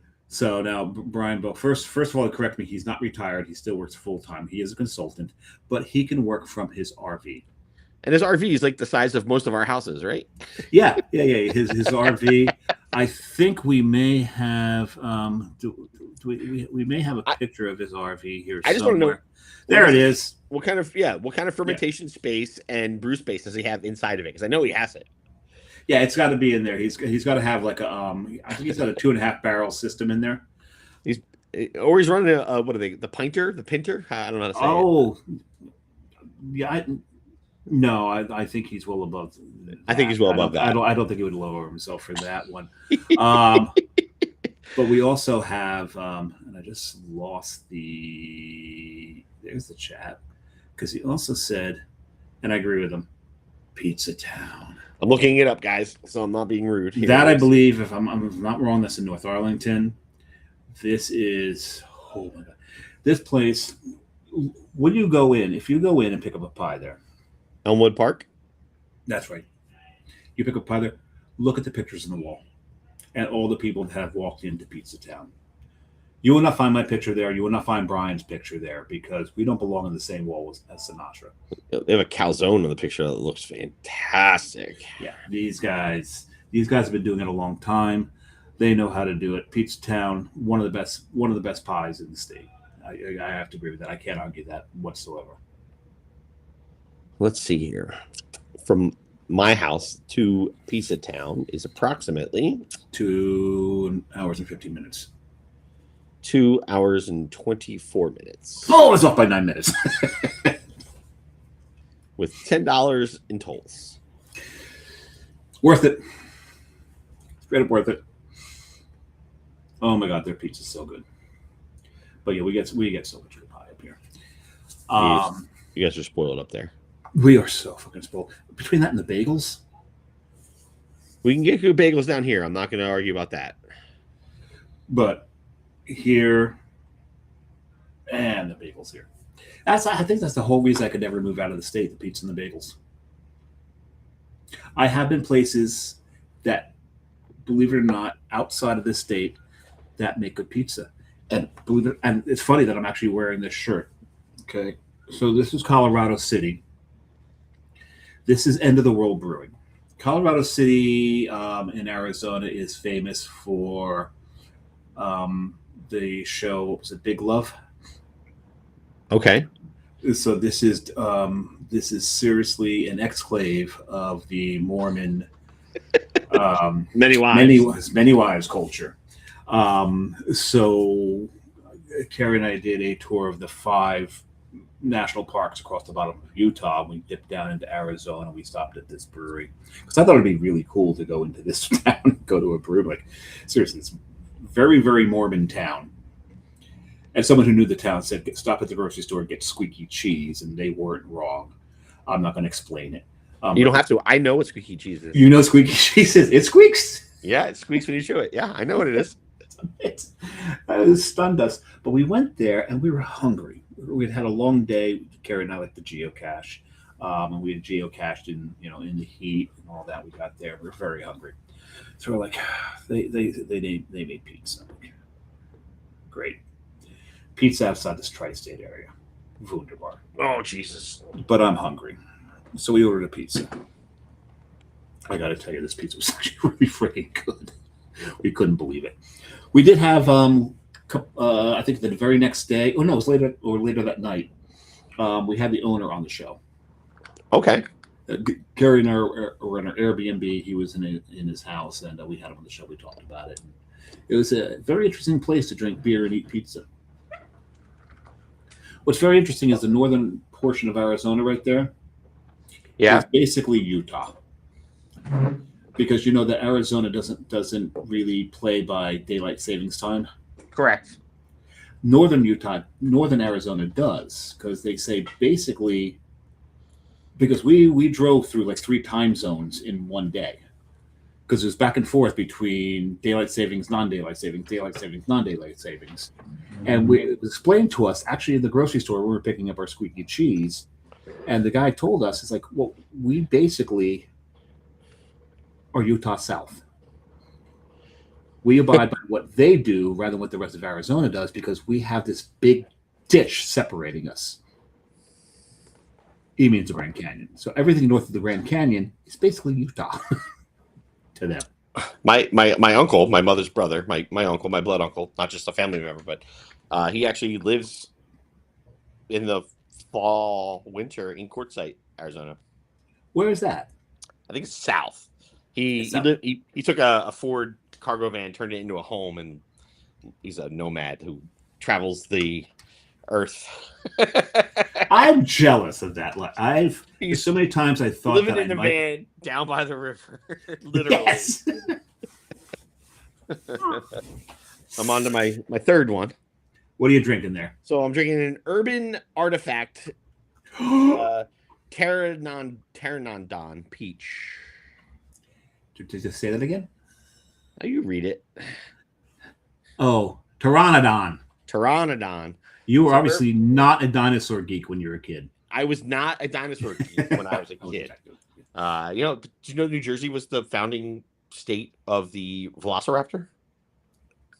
We found the first Velociraptor was found here. The first Velociraptor was founded in the state of New Jersey. But it's not our state. It's not our official state fossil. What is our official state fossil?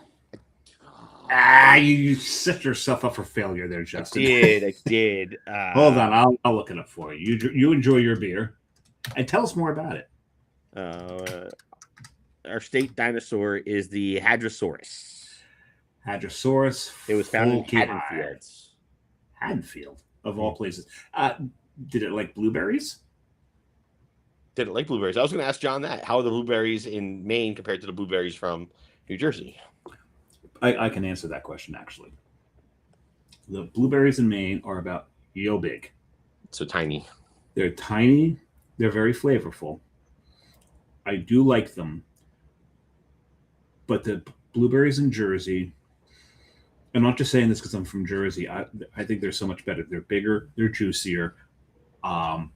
Yes, there are times where the blueberries from Jersey don't carry as much flavor. Maine blueberries always have that flavor, but if you go down to Haddonfield and you pick the blueberries down in Haddonfield, you're going to get big, you're going to get juicy, you're going to get flavorful, and you're going to get the best blueberries on the planet. What is this Pteranodon? The Pteranodon is a wild culture, spontaneously fermented peach sour beer. Now, which brewery is this from? Urban Artifact. Oh, that's right. You said Urban Artifact. I can't read, unfortunately, as I'm getting older. I need light to read.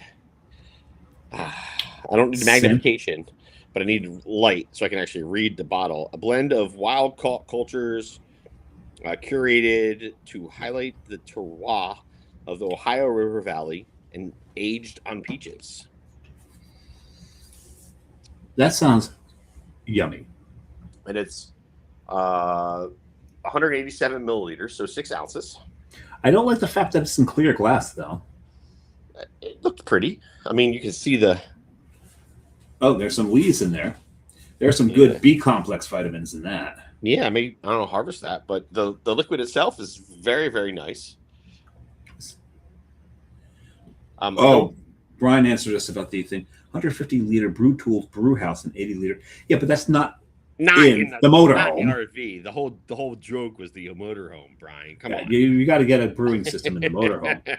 But he did mention that there is a big camping event in Quartzsite annually.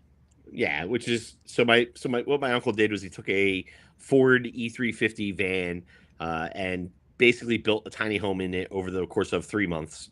It's got a kitchen, bathroom, bed. That's all you need. And he just up and nomaded it. He goes to Washington State, works on an orchard in the fall to make some money, or in the spring. I forget the timing. It's all weird out there because Quartzsite gets so hot in the summer you can't be there in the summer. So, right. But yeah, that's what he's doing. He's 65 and a stacker trailer. Stop whining. Oh my god. Yeah, what? Just put something on the roof. Stop making excuses. Or start distilling. He can start distilling in the RV. There you go. Brewing at home. So he has. Yeah. Make the fermented liquid at home. Bring it on the road. Distill it on the road. But Brian will be happy because it's 11.2%. Ooh, now he's getting up there. Now I did look up where Quartzsite is. Quartzsite is not too far, actually, from the California border. Yeah. So it's out on Route 10. Route 10. Now, if you know the way that our highway system works, the zeros go across, and 10 starts at the bottom, and then 90 is all up at the top. And 90 actually starts, I believe, in Chicago, because it's like 80 all the way to Chicago, then 90 branches off. Or is it in Ohio? It's either in Ohio or Chicago. And then the 5 starts in California, on the West Coast, and the 5 in California is just an absolute fucking nightmare. Don't ever drive on that thing. And then 95, of course, runs up the East Coast and parallels Route 1. Yep. The first, obviously, US 1, the first highway in the country. See, you're drinking and learning shit. Stuff. We're learning stuff. Well, we can say shit. But it's the same. And then who do we...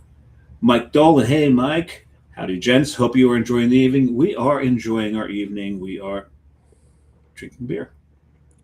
Drinking beer, having great conversations, and bad poems. Bad poems.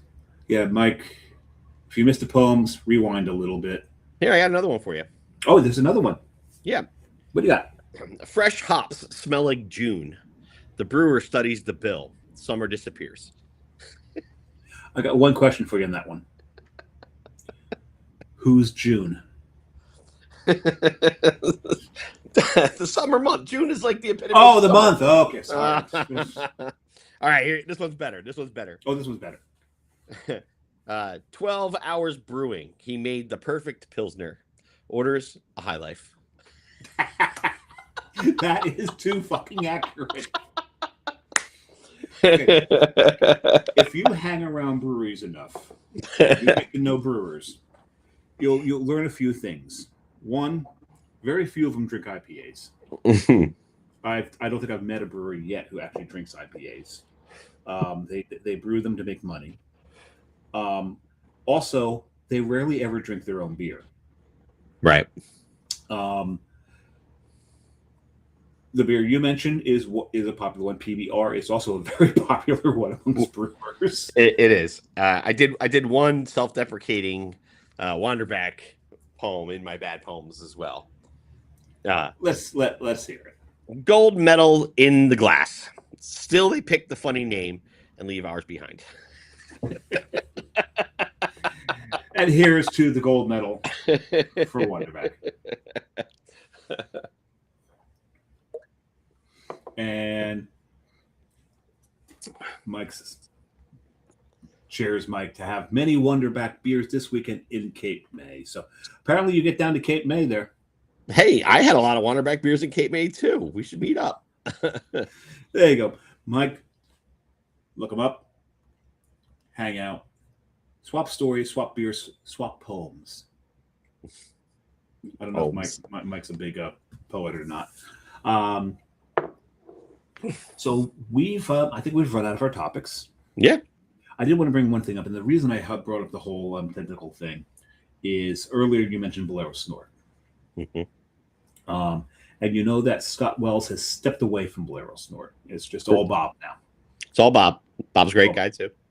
Oh, love Bob. Love Bob. I met Bob before I met Scott. Actually, I met Bob before he actually had his license and he was pouring beer at the first ever New Jersey tap takeover in Wayne. How many times did you think Bob was Scott or Scott was Bob? Never.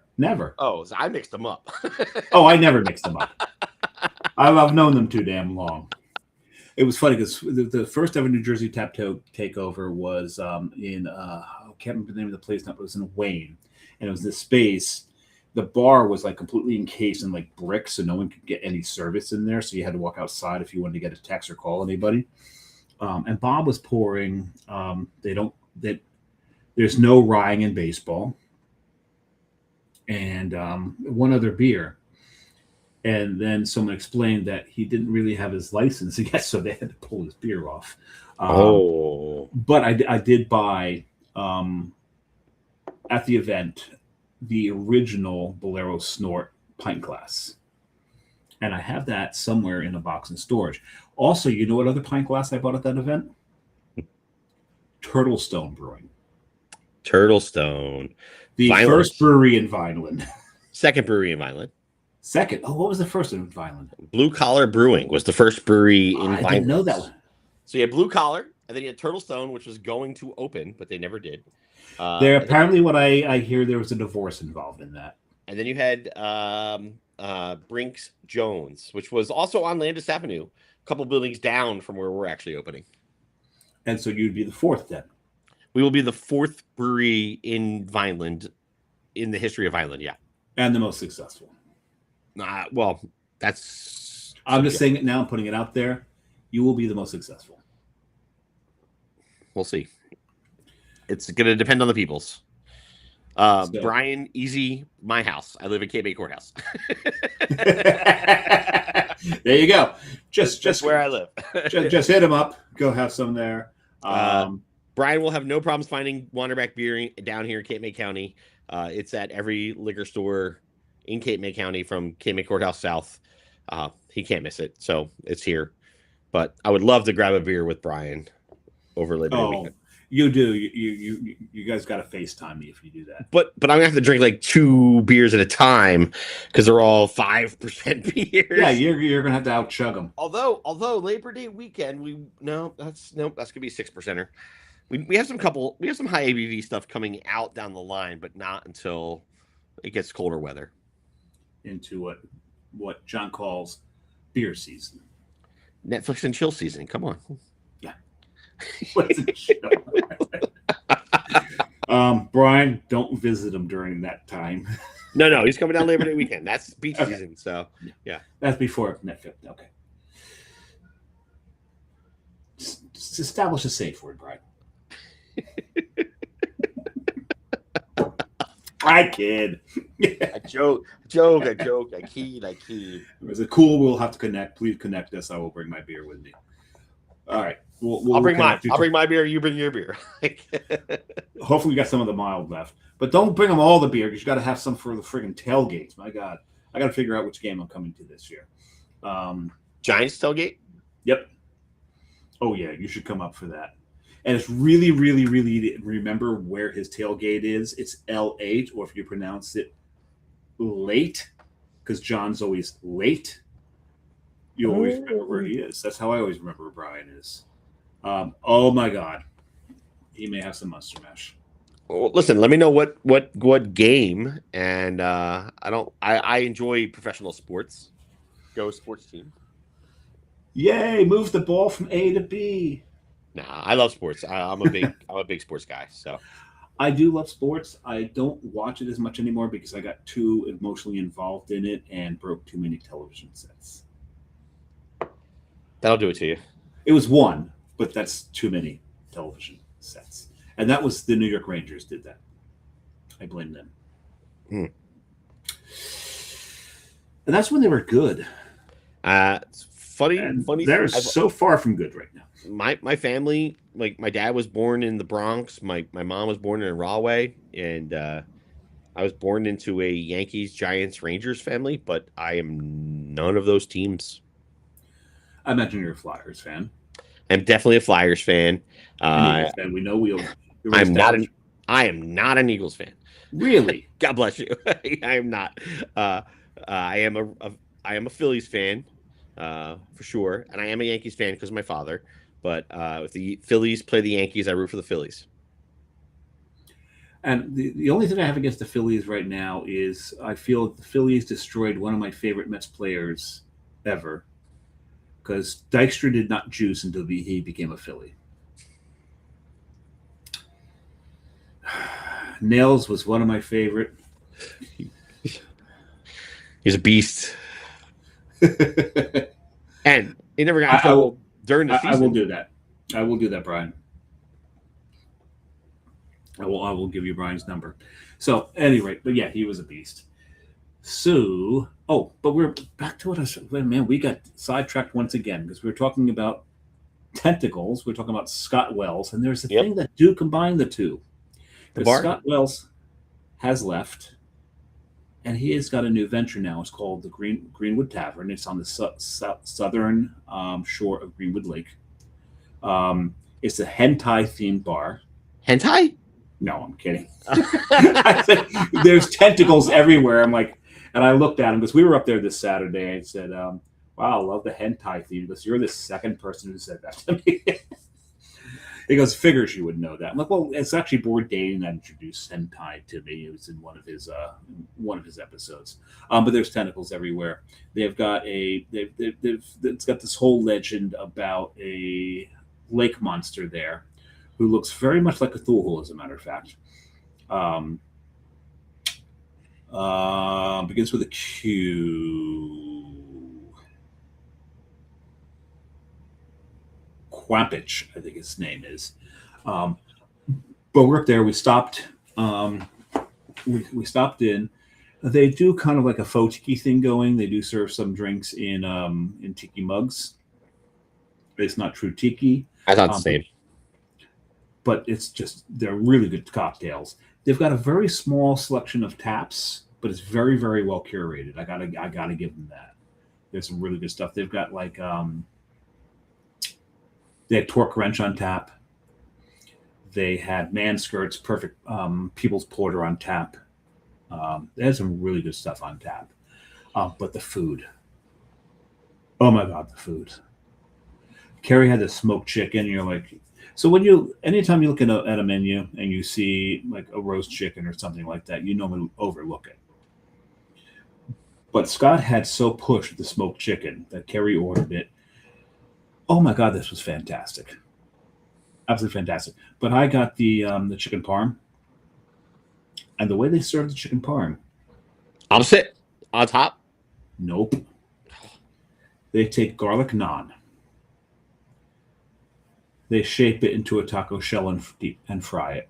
What? And they put the chicken parm on the garlic naan shell. Okay. Yeah. That alone. You're speaking of my inner fat kid. Is worth the trip. And I got it with the tater tots, and the tater tots were so damn good. I wish it wasn't 3 hours away. Yeah, for you it's 3 hours away. It's an hour away from me. But it was International Geocaching Day. We geocached our way all the way up there. Maybe one day I'll get in with said New Jersey distributor and be able to go there because we're having an event there or something. There you go. just call Scott. Shameless plug. Scott will love to see you there. I mean, Scott doesn't like me that much, and he gave me a massive hug when I got there because there's someone he recognized. Those are the best hugs. Those are the best. Those are the best. Oh no, we had a great time up there. He's got they're relatively new. I think they're only like 2 or 3 weeks old. But Dan, they've got a lot of stuff dialed in already. They're doing a great job up there. Get up there. It's a lot of fun. It really is a lot of fun. Yeah. My wife's from Philadelphia, so most of when we have time, ventures are always west. So I can imagine. yeah. Yeah, we've got to get out into the Philly area again. I haven't been to Human Robot in a while. I need I a haven't either. post. Believe it or not, I haven't either. I need a post sandwich in my face. He's leaving. What? Oh, you didn't. Oh, you didn't catch all this. Oh no! No! No! No! No! No! No! No! No! What? My last beer of the night is a human robot. So Oh, that's a damn good beer too. I love that beer. but so what I saw online, again, all online. I may have to do a few shots of things to ease this pain. What the hell? As of September 3rd, Poe's sandwiches will no longer be part of Human Robot. The two locations that they're at, Kensington, and I think they're at the I forget the other one. So unfortunately, the original. Yeah, the original is Kensington, and then the other one I forget what the other one is, but they, yeah. I need a moment to process this. This is not good. It's it's on social media. It's out there. I guess just general. I'm not going to be the one to break it to John. The general storyline is that Poe was inappropriate on social media. Human Robot redid all their leases. It didn't align with and they ended the relationship. So, yeah, I'll let you get into the nitty gritty about the whys and what happened. But yeah, I'm not going to go into. I'm not going to do it because it just hurts. It hurts too much.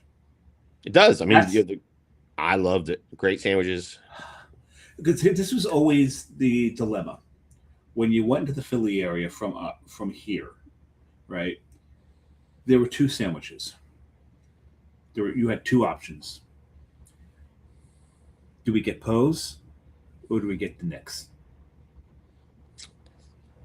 See, you're as somebody familiar with the whole city, the whole greater Philadelphia area, you're selling yourself short on some sandwiches because you can go get a Schmitter. You can go to John's. You know, John's. But the thing about the Schmitters, you can get a Tobias.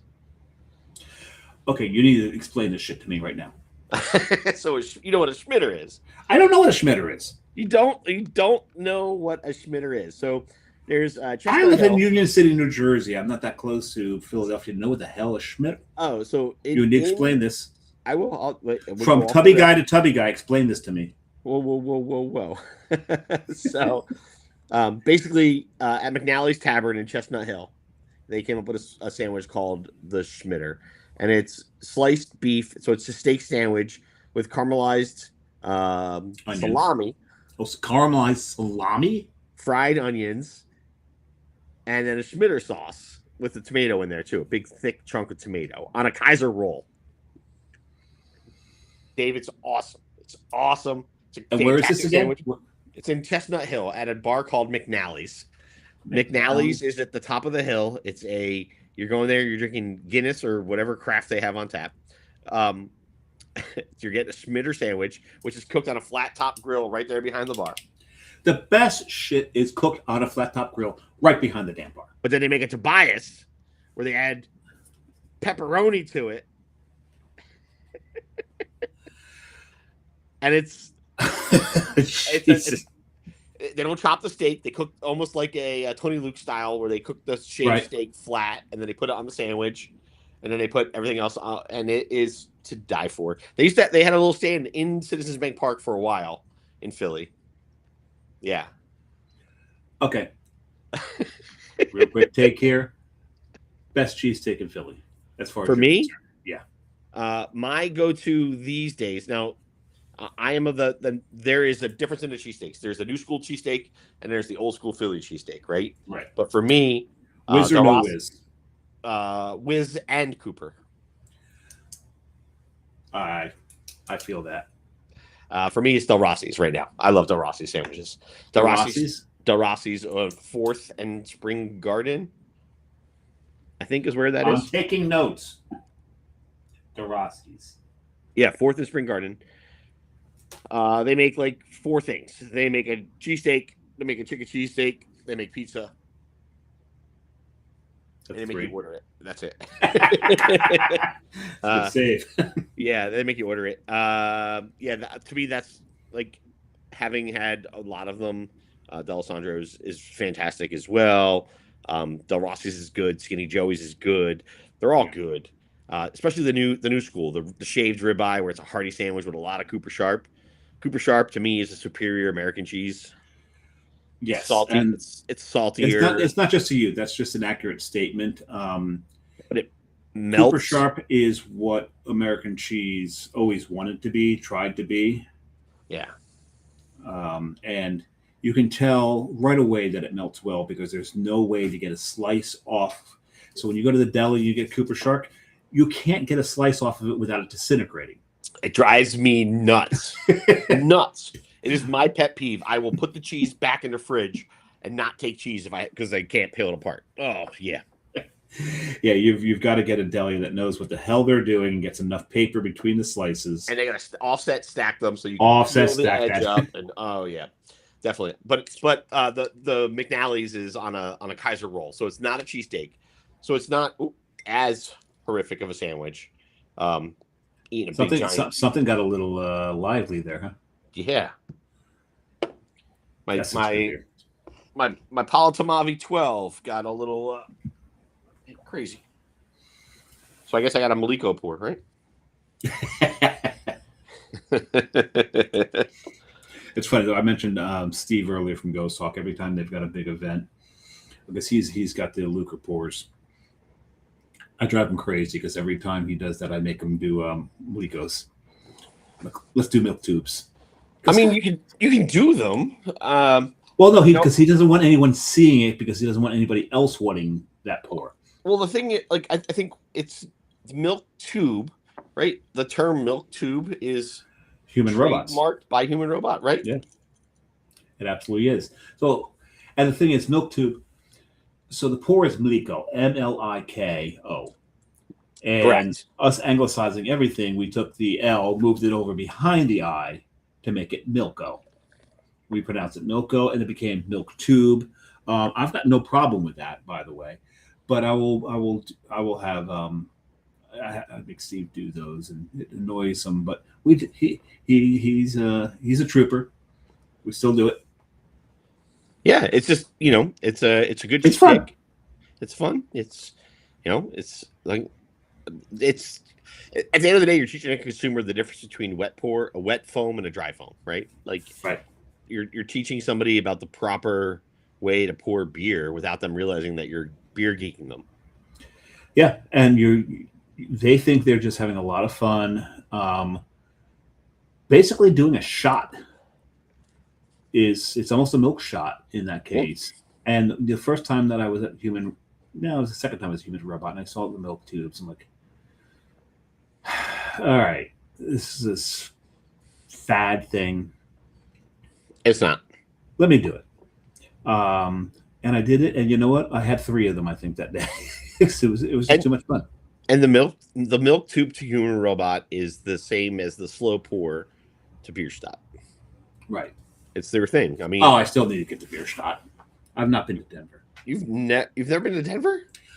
I've never been to Denver. It's going to happen soon. But this November, we're going to Puerto Rico. So, yeah. And here's John. Yeah, we're still going, John. We can wrap it up. That's fine. Well, what do you do? Well, we're getting very close to our top 3s, and yes, we shall read your top 3s. As a matter of fact, that's a good segue into the top 3s. That's a great segue into the top 3s. And this is a great expose into the mind of Justin Vitti, because he came up with the top 3s. Explain to the viewers as to how you came up with this top 3. So tonight's top 3 is based on that today is National Bad Poem Day. And in my head, first thing I thought about when I thought of a poem was The Odyssey, which is one of the hottest movies in America, in the world right now. Hopefully you can get your Trojan horse popcorn bucket. But The Odyssey is based on an epic poem. The Odyssey top billing is Matt Damon. Matt Damon is well renowned by everybody and anybody in the world who knows a movie. And so, top 3 would be your top 3 favorite Matt Damon roles that are not Good Will Hunting. Because that's just a given. But as good as he was in that movie, there was one actor who was so much better. And Robin Williams in that movie, to me. Rest in peace. Like, icon. Like, just everything about Robin Williams. I am a diehard fan of Robin Williams. And yeah. There's only 3 celebrity deaths I actually shed a tear over. Go ahead. Robin, I was inconsolable. Mm-hmm. Same. Steve Irwin. Okay, not me. The way he passed just devastated me. To be doing what he loved and to have a creature that's usually docile. He's tackling crocodiles all the friggin' time, and a stingray takes them out? Really? But he was such an amazing human being. And number 3 was Henson. And it wasn't when it happened. It's when Big Bird walked into St. Patrick's Cathedral and started singing Daisy Be Green, and I lost it. Yeah. It's Henson for me. The screensaver on my phone. Yeah. I'm a giant Jim. Oh my God, the Life magazine cover with Kermit draped over his director's chair, lifeless. I did a back in art school years ago. I mean, we're talking years ago. I did a pastel portrait of Jim Henson talking to Kermit. I'm looking for it right now to pull up on my phone for you to see it. But yeah, like it is. Nice. Yeah, I've seen that too. I've seen the photo that you based it off of. Yeah. So yeah, Jim Henson for me, Robin Williams, and for me, Bourdain. Bourdain didn't impact me when it happened. You know why? Well, it did. But as far as shedding a tear over it, I was pissed at him. I was angry. Wow. And I'm still pissed at him for it. You had the life. I'm still pissed. We are still going through a lot of the Bourdain stuff. Sometimes for a second time, we still watch. We watched the Lagos episode recently, and I'll watch it, and I loved what he did, and he'll make a comment about life or something. Like, yeah, you took here, you fucker. I just get so pissed sometimes at what he did. Yeah, I think the next celebrity chef. The next celebrity chef. I have 2 more celebrity chefs that I hold in super high regard. One is Jacques Pepin. Papa. And whoever put together that PBS show of him and Julia Child. It's great, right? Fucking genius, because they just bickered the whole damn time. It was like watching a reality show. It was amazing. and Jose Andres is the other one. So Jose Andres, who is one of Bourdain's friends. Yeah, it's his approach to life, his just perspective. He made Bourdain uncomfortable. But if you listen to him, it's just beautiful. Like it's beautiful. Beautiful is a great word for it. As a matter of fact, the next European trip that I'm planning for Carrie and I is Basque, but also Asturias because of Jose. Because that's where he's from. And you remember that episode where he took Bourdain there, and they took that funicular up through the mountain. And we're going to do that. We're going to go to that village. Really, I'm on the hunt for the ciders. I want to gravity pour ciders, and I eat a ton of tin fish. It's in my diet. Like, hand to God, I eat. My son's into tin fish. Sardine Sundays, like it's a thing, and but the smell, my God. It's not. Nah, you're not getting good stuff. We spun off. FYI, we spun off because of Robin Williams from Good Will Hunting for our top 3. We'll get there, but before we do that, so I was looking into because I want to go to San Sebastian because San Sebastian is like that's the foodie capital of the world. But staying in San Sebastian is just so expensive. So I was looking in an area outside of, and I inadvertently found a place. Like, okay, we'll stay here. This looks good. It is the Basque cider capital. We can walk to the Siderias. I have my local liquor store down here ordering me bottles of it because I really want to just drink it at home and try it. And you don't pour big glasses of it. You gravity pour it, this much, chug it. Yep. Yeah, and I can't wait. But we will be doing that in Basque, Asturias. That's awesome. We will be doing that. I don't know if we'll do it this year or next year, but we will be doing it. It's going to be a thing, and it's because Bourdain and Jose Andres went to Asturias. My next Euro trip with my wife is in October to Paris, and I'm throwing in a Belgium trip one day, but don't know if I'm going to go to Bruges or Brussels yet. Bruges for beer. Yes. Over okay. Cantillon? Well, here's over Cantillon. Do both. I can't. I got one day. You got one day. I got one day to go. One day. We'll talk about it offline. Go to Cantillon. Go to Cantillon. Right. You'll never get that opportunity again. You need to go to Cantillon. As a matter of fact, that's where this came from. Ooh. I've got the shirt. I think we had 4 bottles while we were there. The 2 of us, 4 bottles, because we could walk from our hotel. But Bruges, if you can, if at all possible, add a day, get to Bruges. There is a bar in Bruges that you will never forget. I'm writing it down. I got the pen out. And I will text you the name of it. All right. Because it's not coming. Because it's in I forget the language they speak in Belgium. That's not French. Because it's in that language. Okay. But I will text that to you. And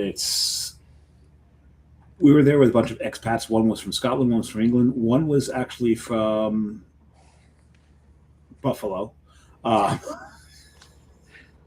love Buffalo. We spent a lot of time talking politics. I won't get into that conversation too much. A lot of Polacks in Buffalo. There are a ton of Polacks. We'll connect offline about Buffalo. Yeah, well, Buffalo. I've never been to Buffalo. I need to get there because the garbage plate that's such a Polish invention right there. No one can convince me otherwise. Only a Polak would come up with the garbage plate. Oh my goodness. We were doing our top 3s, and our top 3s are top 3 Matt Damon roles. And John just let us know that this is an awesome top 3 list. It is. Let's see. Oh, well, we got a few comments here. It's half as long as when you are on. Yes. To John. Yeah, John. We're usually over 2 hours when John's on. Well, we're over 2 hours. We're over 2 hours. John, that was for Brian. And yes, so we'll read John's when we're done with our 3. So you have honor. Oh, okay. So in tradition of the Locker Room Guys top 3, my honorable mentions, which I have 2 honorable mentions. Only 2? Only 2 honorable mentions. Yeah, I tried to keep it, brief. The first is Colin Sullivan, which is from The Departed. That was a fantastic movie. And my favorite part about The Departed is I think they all tried to outdo each other for the worst Boston accent that oh they my could God. come up with. It was, yes. But Baldwin won that contest. He had the worst Boston accent. my second honorable mention is okay. Oh, go ahead. Okay, yeah, thanks, Doug. Yeah, it is from Rochester, but it's close enough. Yeah, so is Chicken Ricky. How about it? My second honorable mention for Matt Damon role is Loki from Dogma. Let's say which one? From Dogma, the Loki from Dogma is the honorable mention. Okay. So number 3 on my list is Carroll Shelby from Ford versus Ferrari. Very cool. The older I get, the more I appreciate his performance. And Christian Bale, he got all the flowers for the movie, but Matt Damon was the glue that made the whole movie work. I can see that. All right. Number 2 was Mark Watney from The Martian. He just carried the entire movie. He was funny. He was optimistic. And that movie is infinitely rewatchable if you haven't seen it. You can go watch it. If it's on, pick it up. The thing about The Martian is one of my honorable mentions, so we'll leave it there. And the reason it's one of my honorable mentions is one of my favorite moments of that. Sean Bean's in that movie. Yeah. Right. It's one of the movies that Sean Bean does not die in. One of the few. But one of my favorite moments in that movie, and I agree, Damon was great in this. I really enjoyed his role in this. That's why it's an honorable mention. But it's also more of an honorable mention because there's at one point that the team on Earth are giving each other code names. And they're all Lord of the Ring code names. Sean Bean, who's the director, walks in, "Oh, we're doing Lord of the Ring code names. I want to be Glorfindel." The beauty behind this comment is that all of the nicknames that were taken were characters that appeared in the movie. Sean Bean is the only actor in the film that appeared in the movie. In the movies, right. He picks a code name of a big character in the Lord of the Rings that was left out of the movie, right? And I thought that was beautiful. I loved everything, and I like. So that had a place in my heart right there. Oh, Doug Logo's plate. And then my number 1, this one wasn't even close. It's my personal favorite. Again, it's subjective. Is Jason Bourne. This is the defining Matt Damon role for me in the hierarchy of Matt Damon. It reinvented the modern action hero. They made him smart, restrained, and it was believable. And if someone says Matt Damon, this is probably the first character that people will picture after Will from Good Will Hunting. I don't disagree with that at all. And that's my official list, but if you ask me which Matt Damon, I got a big belly. My butt's not that big. If you ask me which Matt Damon role has brought me the most joy per minute of screen time, the emotionally correct answer is Donnie. Eurotrip. Scotty doesn't know. Scotty doesn't know. Scotty doesn't know. And I don't care if it's only one scene, but Matt Damon committed to that role 100%. His conviction, and 20 years later, people still know that role. And it's funny because my first two honorable mentions, actually 3 are just, well, no, 2 of them are just one scene. The first one is Loki, but not Dogma. Oh, the MCU. Thor Ragnarok. Yeah. And he's just going over the top on playing Loki. It's wonderful. The other one's from the MCU as well, and it's from Deadpool 2. He is one of the hillbillies sitting on the back of the truck with the big balls hanging off of the trailer hitch. And he just really went in on that role. All in, didn't care. Almost as much as Brad Pitt did as the Vanisher in that movie. But you saw him for a brief second. So those are 2 of my honorable mentions. You brought up The Martian. That was one of my honorable mentions for the same reason. One of my honorable mentions, and this is not a movie. He was on Will and Grace. And I cannot remember Will's very flamboyant friend's name, but God, why can't I remember his name? Sean Hayes? Yes, his character's name. At any rate, he was part of a gay choir. And the choir is going to, I think, Paris or Spain or something like that. And they can't bring everybody. So they're only going to bring a certain number of people. And John's right, it's Jack. Jack. And Jack really, really wants to go. but now it's between him and Matt Damon's character. But Jack has a suspicion that Matt Damon's character isn't gay. So he has Deborah Messing's character, Grace, try to seduce him. And she succeeds. Where Matt Damon's like, oh, that ass. And so they catch him. So he brings it up to the people that are making the decision. It's like, yeah, we know. We don't care. He's hot. And he goes instead of Jack anyway. So wow. He really went into that role. That was great. But I'm going into my 3, 2, 1 now. My 3, Monuments Men. So Monuments Men, it's a wonderful movie. I think John Goodman actually acts in this movie. It was fantastic. He was great in this. Clooney was great in this. But Matt Damon, rather than have him as one of the action heroes out in the field, they have him a liaison. They kind of like take him out of his comfort zone.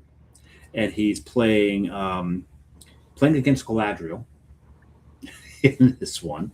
Kate Blanchett. Yeah. And, you know, rather than being the usual Matt Damon roles where he's either the hero or the dog or the action hero, he's got a gun.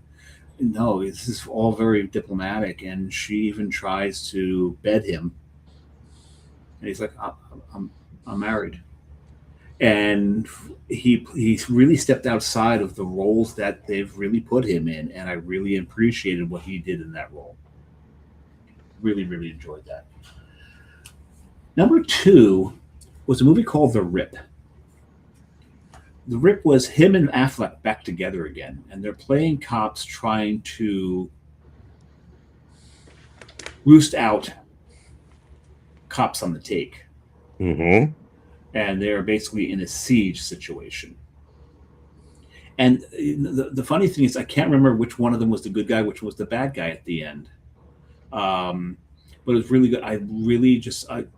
I thought that Damon's performance in this was so far removed from his role, even in Good Will Hunting, even as Loki in Dogma, where there was that youth, that exuberance that he had as that youth, which was just so effective sometimes.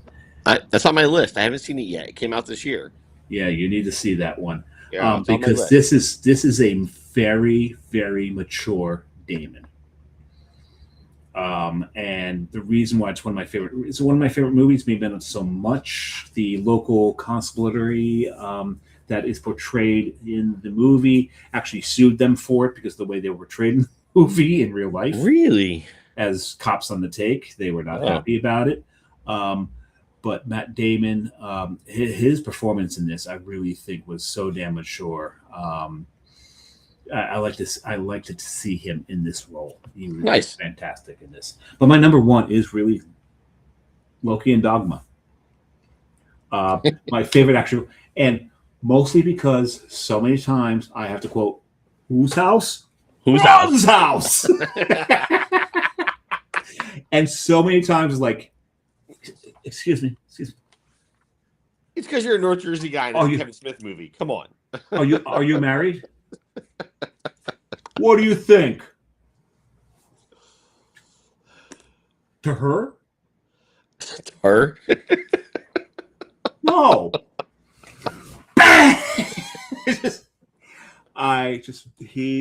Kevin Smith just let Damon go in this movie. And you didn't say God bless you when I sneezed. Loki. I just loved his performance in that. He was so appropriately over the top in that movie. It was great. It was awesome. It's probably one of the best parts of that movie. Great movie, but it was probably one of the best parts of it. Yeah, he was fantastic. He was absolutely fantastic. My favorite role Matt Damon's ever done. I do want to mention. Go ahead.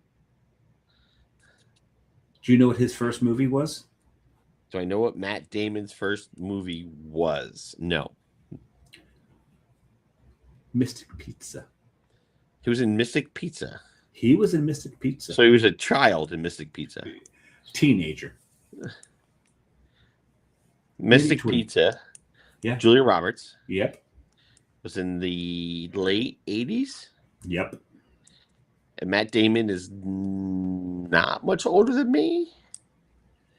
He was maybe a tween, but maybe a teenager. Huh. He was quite young, but he was that was his first movie.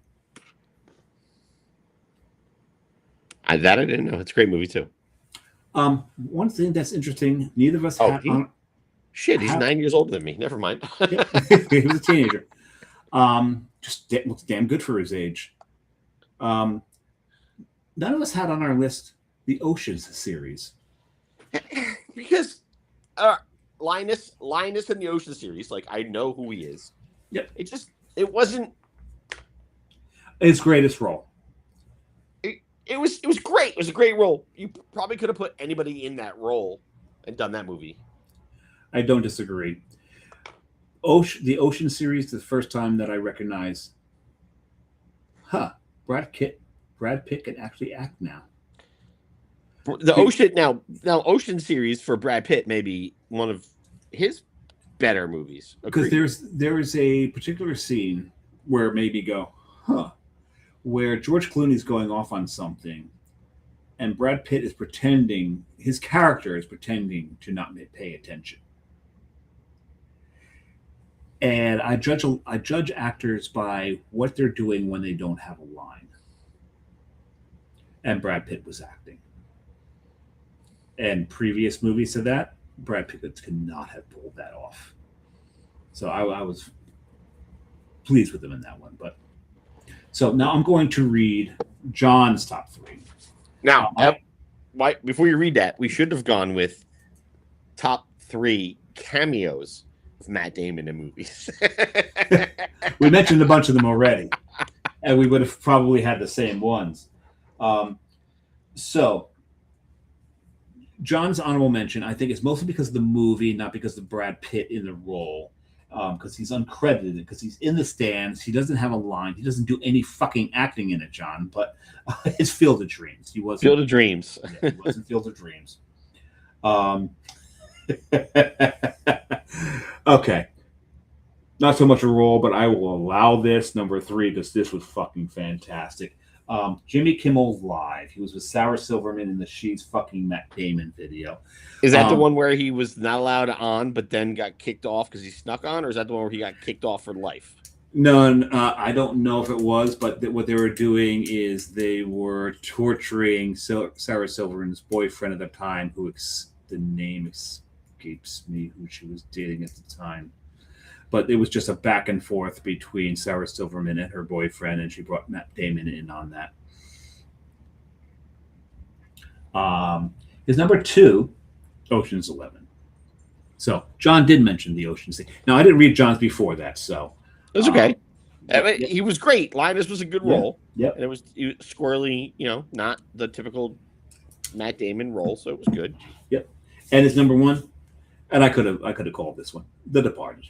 One of his favorite Martin Scorsese films. Like I mentioned before, it was just a contest of who could do the worst Boston accent. And Affleck and Damon had to be eliminated from it because he's from Boston. This was natural, but I still think that Alex Baldwin's was absolutely the fucking worst. Horrible. It was just disgusting. And that's right. Kimmel was her boyfriend. Kimmel was a boyfriend. Yeah. Then maybe that wasn't when he got banned. I think it was when he got banned. He was never allowed back on, and they tried sneaking him on a couple times later, and it didn't work. Yeah.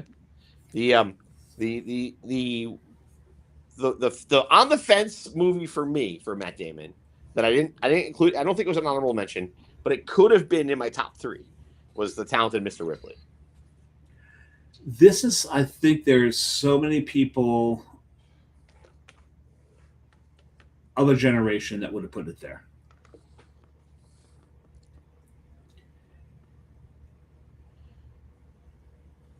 I saw Talented Mr. Ripley, and to me, and this is just me, acting like an asshole is not a hard thing to do. I think for a lot of people it comes naturally, as a matter of fact. But I just don't think it's the hardest thing to actually do. So it wasn't on my list because I'm not sure this is a really hard role to play. We got a comment from Mother of the Homeland. Let on the pot. I don't know what that means.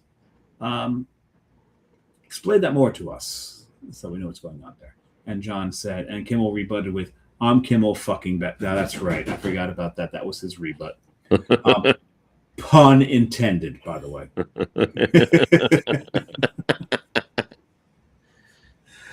Alrighty. So this has been a shit ton of fun. Justin, thank you so much for filling in for John. That's a whole different thing. Filling for John while he is making us all jealous by tromping around Maine and commenting.